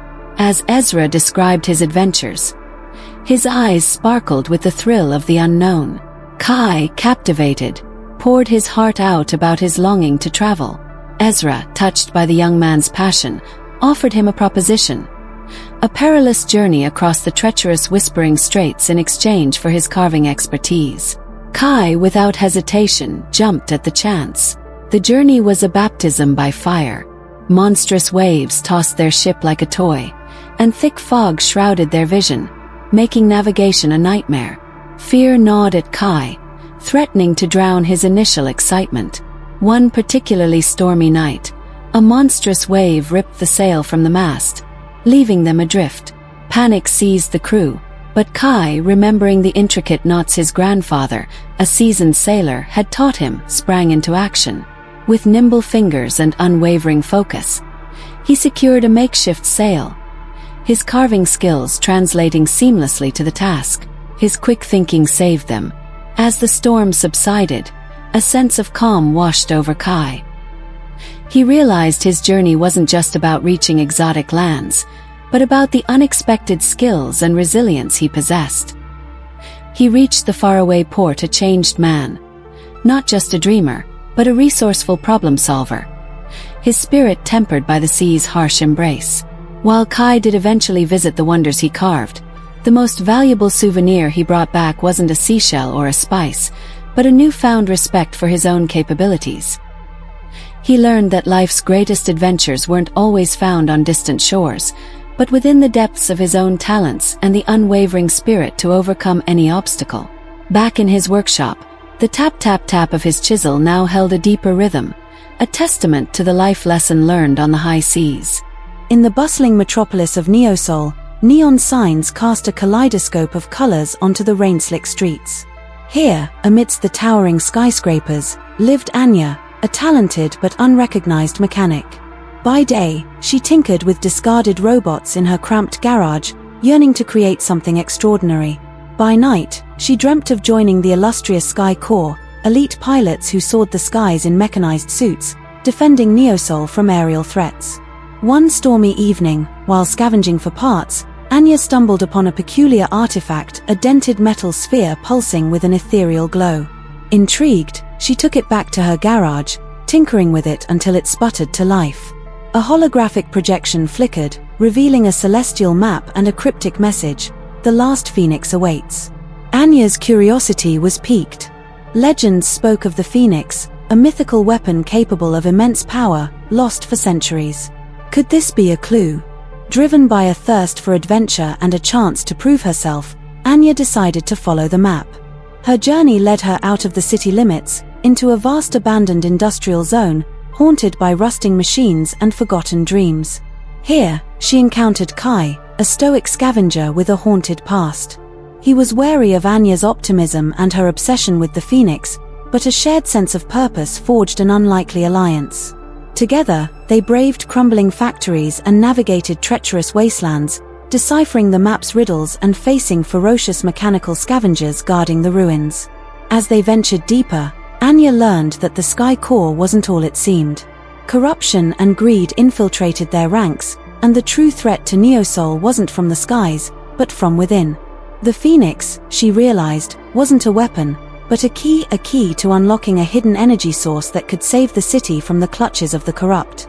The climax would see Anya and Kai confronting the leader of the Sky Corps in a thrilling aerial battle. Anya, piloting a makeshift mech suit cobbled together from spare parts, would use her ingenuity and the power of the Phoenix to overcome the enemy's superior technology. In the end, Anya wouldn't just be a talented mechanic, but a hero who exposed corruption and saved Neosol. In the rolling hills of a forgotten corner of the world, nestled amongst whispering pines and meadows bursting with wildflowers, lay the village of Ilara. Ilara wasn't grand or important, but it pulsed with a quiet magic. Here, beneath skies painted with 1,000 stars, lived Anya, a wisp of a girl with hair like spun moonlight and eyes that held the secrets of the forest. Anya wasn't like the other villagers. They tilled the land, content with simple lives. Anya craved adventure. Every rustle of leaves, every hoot of an owl, whispered tales of hidden waterfalls and forgotten ruins. One day, while chasing a particularly audacious butterfly, Anya stumbled upon a weathered map tucked beneath a gnarled oak root. It depicted a labyrinth, its path leading to a place marked with a single, enigmatic word, Ethel. Driven by an insatiable curiosity, Anya packed a knapsack with bread, cheese, and a water skin, leaving a note for her worried parents. With the map clutched in her hand, she ventured into the heart of the Whispering Woods. The forest, once familiar, transformed into a maze of tangled undergrowth and towering trees that seemed to watch her with silent disapproval. Anya pressed on, the map a flickering beacon in the dappled sunlight. Days bled into nights. Anya befriended a grumpy badger named Barnaby who, despite his gruff exterior, offered her guidance and protection from nocturnal predators. Together, they navigated treacherous ravines and swam across hidden lakes. The journey tested Anya's courage, leaving her scraped, bruised, and utterly exhilarated. Finally, after what felt like an eternity, the trees gave way to a breathtaking vista. Nestled amidst a valley bathed in ethereal light stood Ethel, a city unlike any Anya had ever imagined. Crystal buildings shimmered, and fantastical creatures with wings of spun gold flitted between them. Ethel was a secret haven, a refuge for those touched by magic. Anya was welcomed by Ilara, the city's benevolent leader, who bore an uncanny resemblance to Anya's grandmother, a woman shrouded in whispered legends. Anya learned that she was the heir to a dormant magic, a power that could disrupt the balance between the human world and Ethel. Ilara offered to train Anya, to help her control this magic and understand her destiny. Thus began Anya's extraordinary adventure. She trained alongside other young prodigies, learning to cast spells and speak the language of the wind. She discovered hidden truths about her family's past and the connection between Ilara and her village. But a darkness lurked on the fringes. A rogue mage named Corvus sought to exploit the magic for his own gain, threatening to shatter the fragile peace between the worlds. This is just the beginning of Anya's odyssey. Will she master her magic in time? Will she defeat Corvus and protect the balance? What other secrets lie hidden within the Whispering Woods? The story continues, its path winding through fantastical landscapes and heart-pounding battles, a testament to the power of courage, friendship, and the boundless wonder that lies hidden just beyond the veil of the ordinary. In the hidden realm of Etheria, nestled amongst swirling clouds high above the world, lived Anya, a young cartographer with wanderlust in her heart. Unlike her kin, content to trace ethereal constellations, Anya yearned to map the uncharted territories beyond the shimmering veil that separated Etheria from the mortal realm below. Legends spoke of fantastical creatures and perilous lands, but for Anya, the unknown was an irresistible song. One starlit night, fueled by a borrowed star compass and a heart full of rebellion, Anya snuck past the celestial guardians and breached the veil. She tumbled into a world bathed in moonlight, a sprawling forest teeming with life unlike anything she'd ever seen. Glowing mushrooms lit the path, and the air hummed with the chirps of unseen creatures. Fear battled with exhilaration in Anya's chest. As she ventured deeper, she stumbled upon a hidden village nestled amidst the trees. The villagers, humanoids with skin the color of twilight and eyes that mirrored the stars, were wary at first. But Anya, with her gentle spirit and gift of storytelling, won their trust. She learned they were the Lunari, protectors of the forest's ancient magic, ostracized by the humans below who feared their connection to the unknown. The Lunari leader, a woman named Ilara with eyes that held the wisdom of ages, revealed a hidden truth. Etheria, the source of all magic, was fading. The veil, once a shimmering barrier, was weakening, threatening to unleash chaos upon both realms. Anya realized her reckless adventure held the key to saving not just the Lunari, but her own home as well. Together, Anya and Ilara embarked on a perilous quest. They ventured through treacherous swamps guarded by gargantuan, moss-covered beasts, and navigated treacherous mountain passes where howling winds threatened to tear them from the cliffs. Anya's knowledge of celestial navigation proved invaluable, while Alara's mastery of the forest's magic protected them from unseen dangers. Along the way, they encountered unlikely allies, a grumpy gnome tinkerer who spoke in riddles and a mischievous band of winged sprites who loved nothing more than causing harmless chaos. Each encounter added a piece to the puzzle, a hint towards restoring the veil. Their journey led them to a forgotten temple, a crumbling monument to a power long lost. There, they discovered a celestial key, a constellation etched on a shard of moonlight. But activating it required a convergence, the combined magic of Etheria and the forgotten magic of the Lunari. As Anya channeled the power of the stars and Alara wove an ancient song, the temple pulsed with light. The celestial key shimmered, bathing the world in an ethereal glow. Slowly, the veil began to mend, its shimmering threads refortifying. But the effort was immense, draining both Anya and Alara. Just as their strength waned, a chorus of voices filled the air. The Lunari villagers, guided by the sprites, had arrived, their voices weaving into Alara's song, bolstering its power. With a final surge of combined magic, the veil solidified, a shimmering barrier once more separating the realms. Exhausted but triumphant, Anya and Alara returned to the Lunari village. The villagers hailed Anya as a hero, a bridge between their worlds. Though she yearned for Etheria, Anya knew she had a role to play in the mortal realm. With a heavy heart, she said her goodbyes, promising to keep the Lunari secret. Alara gifted her a moonstone pendant, a beacon that would allow them to communicate across the veil. Back in Etheria, Anya was hailed for her bravery, her maps forever changed with the knowledge she brought back. But Anya's adventure had irrevocably changed her. She became an ambassador between the realms, a protector of the veil and a champion for understanding. The Lunari and the humans below remained blissfully unaware of the connection, but high above, Anya, the cartographer who dared to dream, ensured their continued existence, a testament to the power of courage, curiosity, and the magic that bloomed when different worlds dared to connect. King Gareth wasn't your typical king. He wasn't born of noble blood, nor raised in the stifling confines of a palace. Gareth was a blacksmith, his calloused hands more familiar with the fiery forge than a jeweled scepter. Fate, however, had a cruel sense of humor. When the tyrannical King Edgar met his demise in a rebellion, the crown, as if by a cosmic joke, landed upon Gareth's head. The burly blacksmith king was an oddity. He held court in the smithy, the rhythmic clang of his hammer a constant backdrop to royal pronouncements.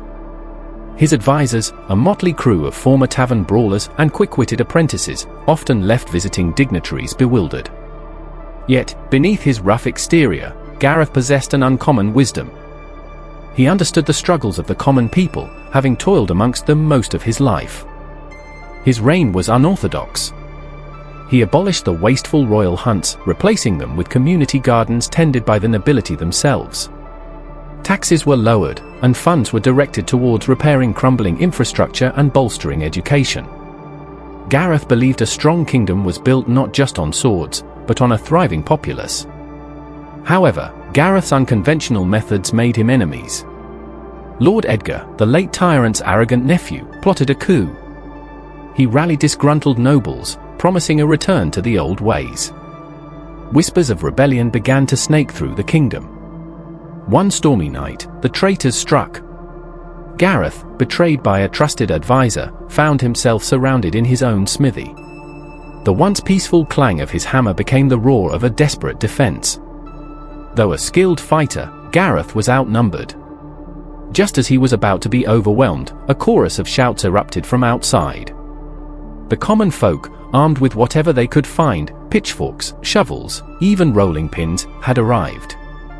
News of the betrayal had spread, and the people, for whom Gareth had fought, now fought for him. The rebellion was quelled, Lord Edgar banished, and Gareth's reign cemented. News of the blacksmith king spread far and wide. Other monarchs scoffed, but their people, inspired by Gareth's story, began to question their own rulers.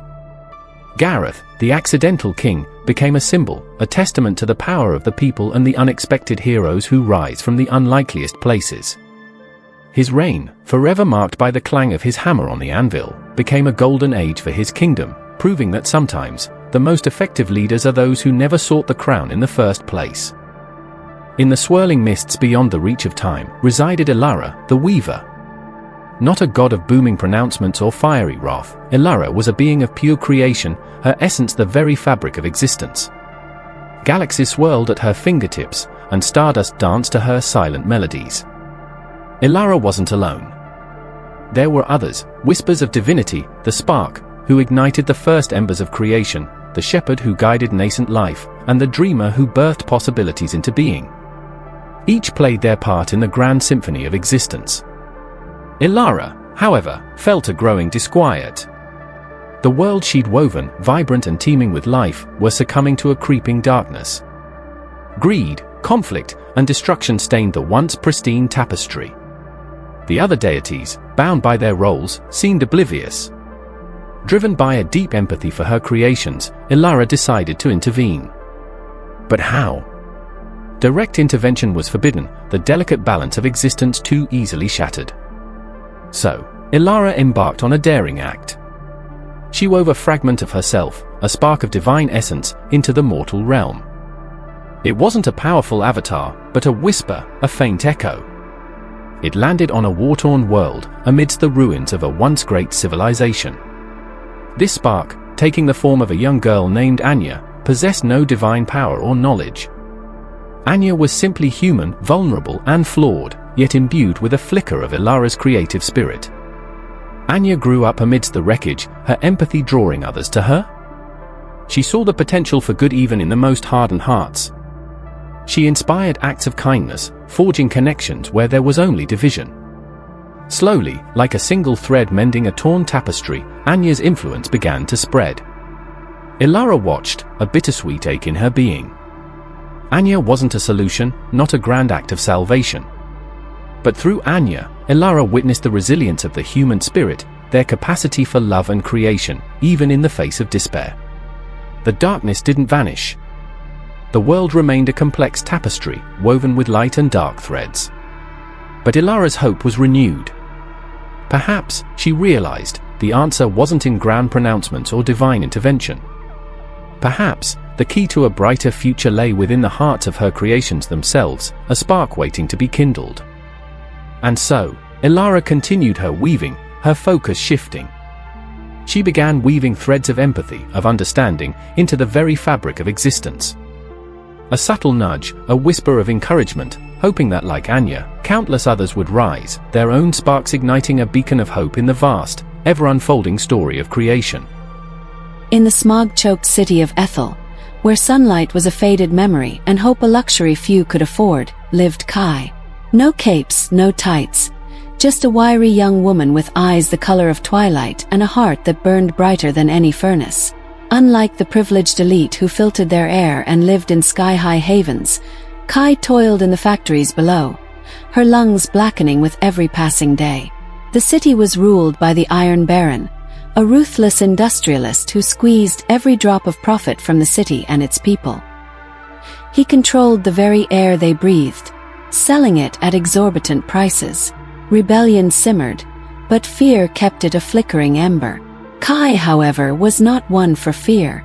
Every night she'd sneak out, a battered mask strapped to her face, and become the ghost, a symbol of defiance. She'd sabotage the Baron's filtration plants, showering the city with a few precious breaths of clean air. Her raids were daring, her movements swift and silent, a ghost flitting through the industrial labyrinth. One fateful night, during a daring raid on the Baron's main filtration plant, Kai stumbled upon a horrifying truth. The Baron wasn't just selling clean air. He was hoarding a revolutionary technology, a device that could cleanse the entire city's air. Greed, not scarcity, was the reason for their suffering. The revelation fueled Kai's resolve. She knew a simple sabotage wouldn't suffice anymore. She needed to steal the device and expose the Baron's lie. But the Baron's heavily armed guards patrolled the facility, making a direct approach impossible. Thinking fast, Kai enlisted the help of a ragtag group. Jinx, a wisecracking mechanic with a knack for hot-wiring anything, and Finn, a former engineer turned black market trader with a map of the city's hidden tunnels. Together, they formed an unlikely band of heroes. Their plan was audacious. Jinx would create a diversion, while Finn led Kai through the labyrinthine tunnels beneath the city. The tunnels were treacherous, filled with forgotten machinery and pockets of toxic fumes. But Kai, fueled by the desperate faces she knew above, pushed on. Finally, they reached the heavily guarded vault where the device was kept. Overcoming laser grids and automated sentry drones, Kai managed to disable the security and steal the device. But their escape was cut short. The Baron, alerted by the diversion, awaited them with his elite guard. A fierce battle ensued. Jinx, wielding an arsenal of salvaged gadgets, provided cover fire. Finn, using his knowledge of the tunnels, created a maze of collapsing passages, hindering the Baron's pursuit. But Kai was their target. Cornered, Kai knew she couldn't outrun them. With a desperate gamble, she activated the device, bathing the vault in cleansing light. The guards, caught unprepared, sputtered and coughed, momentarily incapacitated. That was all Kai needed. She lunged forward, smashing a window and using the updrafts to propel herself out, the device clutched tightly in her hand. Kai landed hard on a rooftop, battered but alive.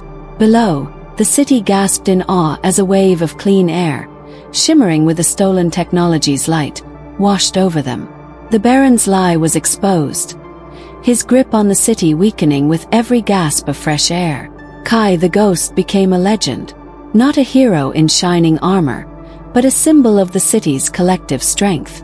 The stolen device became a rallying point, igniting a rebellion that finally toppled the Iron Baron. Ethel slowly began to heal, its skies slowly clearing, a testament to the power of courage, even in the most unlikely of heroes. In the bustling marketplace of Zura, nestled between towering pyramids and fragrant spice stalls, lived a young rug weaver named Zura, unrelated to the city's name, a quirk of fate. Zura wasn't like the other weavers. They cut corners, using cheaper dyes and hiding imperfections. Zura, however, believed in honesty, weaving intricate tapestries with only the finest materials and meticulous care. One scorching day, a regal figure, adorned in shimmering silks, entered Zura's humble shop. It was the vizier, the most powerful man next to the sultan himself. He eyed a magnificent tapestry, its thread shimmering like captured lightning. "This is exquisite," the vizier rumbled, his voice heavy with authority. "I must have it for a royal banquet." Zura, usually flustered by such customers, puffed out her chest with pride. "Thank you, sir. It is made with the finest silk and dyes." The vizier's eyes narrowed. "And the price?" Zura named a fair price, a reflection of the time and materials invested. The vizier scoffed. "Outrageous! Half that, or I take my business elsewhere." Greed, a serpent she'd always fought, slithered into Zura's mind. The money could buy new looms, secure her future. But then she saw the glint in the vizier's eyes, not genuine appreciation, but a desire for a bargain at someone else's expense. Taking a deep breath, Zura straightened. "Sir, this price reflects the honest work that went into its creation. I cannot compromise on quality." The vizier's face darkened. He stormed out, leaving Zura with a knot of worry in her stomach. Doubt gnawed at her. Had she been foolish? Days turned into weeks, and the magnificent tapestry remained unsold. Discouragement threatened to engulf Zura. Then, one afternoon, a familiar figure entered the shop. It was the vizier, but this time with a sheepish grin. "I apologize for my earlier behavior," he admitted. "Your honesty impressed me more than the price. I would be honored to have this tapestry at the banquet." Zura, speechless, could only nod. The vizier paid the full price, his eyes twinkling with newfound respect. News of the vizier's purchase spread like wildfire. Soon, noblemen and women flocked to Zura's shop, seeking not just beautiful rugs, but the story of honesty woven into their threads. Zura's business boomed, not because of deception, but because of the trust her honesty inspired. Zura's story became a legend in Zura, a constant reminder that while shortcuts may seem tempting, true value lies in honesty, a quality that shines brighter than any thread of gold. In the bustling port city of Kairos, nestled between towering warehouses and salty-aired taverns, lived Ilara, a young sailor with a thirst for adventure that rivaled the ocean's tide. Unlike her peers, content with familiar trade routes, Ilara craved uncharted waters, whispered tales of mythical islands, and the promise of hidden knowledge. One starlit night, while poring over dusty maps in a smoky tavern, Ilara stumbled upon a weathered parchment. It spoke of a hidden cove, guarded by treacherous currents and mythical creatures, where a legendary lighthouse stood, its beacon pulsating with the wisdom of the ages. It was said to hold a single, shimmering pearl, the Pearl of Lessons. Legend claimed it held the essence of life's greatest lessons, a treasure beyond any worldly riches. Fueled by curiosity and a yearning for knowledge, Ilara resolved to find the lighthouse. She gathered a ragtag crew, Finn, a gruff but skilled navigator with a map etched into his memory, and Maya, a wisecracking engineer with a knack for coaxing even the most stubborn ship into life. Together, they christened their rickety vessel, the Uncharted Lesson, and set sail towards the unknown. Their journey was fraught with peril. They battled monstrous krakens with glowing tentacles, navigated through shimmering fogs that whispered forgotten languages, and outsmarted cunning sirens who lured sailors to their doom. Ilara's leadership was tested, her courage pushed to the limit.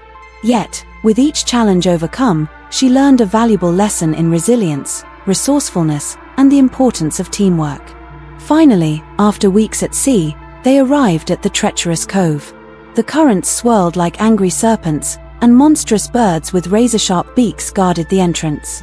Ilara devised a daring plan, using Finn's knowledge of the tides and Maya's quick engineering to navigate the perilous passage. Reaching the rocky shore, they found a crumbling lighthouse, its once mighty beacon a shadow of its former glory. Inside, a single, shimmering pearl pulsed with an ethereal light. As Ilara reached for it, a booming voice echoed through the chamber. The true lesson, it boomed, lies not within the pearl, but within the journey. The lighthouse, in its decrepit state, began to crumble. Ilara and her crew barely escaped, the pearl left behind in the collapsing structure. Disappointment threatened to engulf them. They had risked everything for nothing. But as they sailed away, a feeling of understanding settled over Ilara. The journey, fraught with challenges, had taught her more than any pearl ever could. She learned about leadership, resilience, the importance of trust, and the power of facing fears. These were the true treasures, lessons etched into her soul, more valuable than any shiny pearl. Back in Kairos, Ilara wasn't hailed as a hero who retrieved a legendary artifact. But she became a respected captain, her tales of the perilous journey and the lessons learned igniting a fire in others. Soon, more ships set sail, not just for riches, but for the uncharted lessons that awaited them beyond the horizon. Ilara, the sailor who sought a pearl, became a beacon herself, guiding others towards the true treasures hidden within the journey of life. In the bustling clockwork city of Zenith, where time was a commodity and emotions were an inconvenience, lived Luna, a brilliant clockmaker renowned for her automaton creations.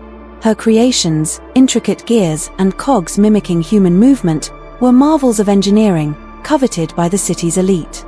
Yet, Luna's own heart remained a delicate mechanism, untouched by love. One rain-soaked evening, a peculiar automaton stumbled into Luna's workshop. Unlike her creations, this one was battered and rusted, its movements jerky and unpredictable. It belonged to Silas, a traveling tinkerer with eyes that held the warmth of 1,000 sunsets and a smile that could melt the city's ever-present frost.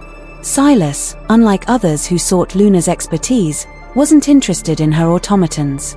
He was captivated by Luna herself, the fire in her eyes brighter than any clockwork contraption. Luna, initially wary, found herself drawn to Silas' genuine warmth. His stories of faraway lands a stark contrast to the regimented rhythm of Zenith. As they worked on repairing the automaton, a bond blossomed between them. Luna, with her precise touch, coaxed the automaton back to life. Silas, in turn, showed her the beauty in imperfection, the stories etched in the wear and tear of time. Their conversations, initially hesitant ticks and tarks, flowed with a rhythm that transcended the city's rigid clockwork heart. One starlit night, while gazing at the intricate clockwork moon that dominated Zenith's sky, Silas confessed his feelings. Luna, for the first time, felt a gear in her own heart shift, a warmth spreading through her metallic core. But fear, a cold, logical voice within, whispered of the impermanence of emotions, a malfunction in a well-oiled system. In the heart of a vast desert, where the sun beat down mercilessly and sand stretched as far as the eye could see, lived a tiny droplet named Aqua. Unlike the other droplets in the hidden oasis where they resided, Aqua dreamt of more. The stories whispered by the ancient palm trees, tales of rushing rivers and vast, churning oceans, filled her with an insatiable wanderlust. One scorching afternoon, a sandstorm swept over the oasis, its fury whipping the water into a frenzy. In the chaos, Aqua was separated from the others, flung high into the air by a rogue gust. Fear turned to exhilaration as she soared. The vastness of the desert spread beneath her like a wrinkled tapestry. Then, with a heart-stopping plop, Aqua landed. She found herself in a hidden crevice, nestled amidst the gnarled roots of a forgotten tree. There, she met Terra, a wise grain of sand who had seen countless seasons come and go.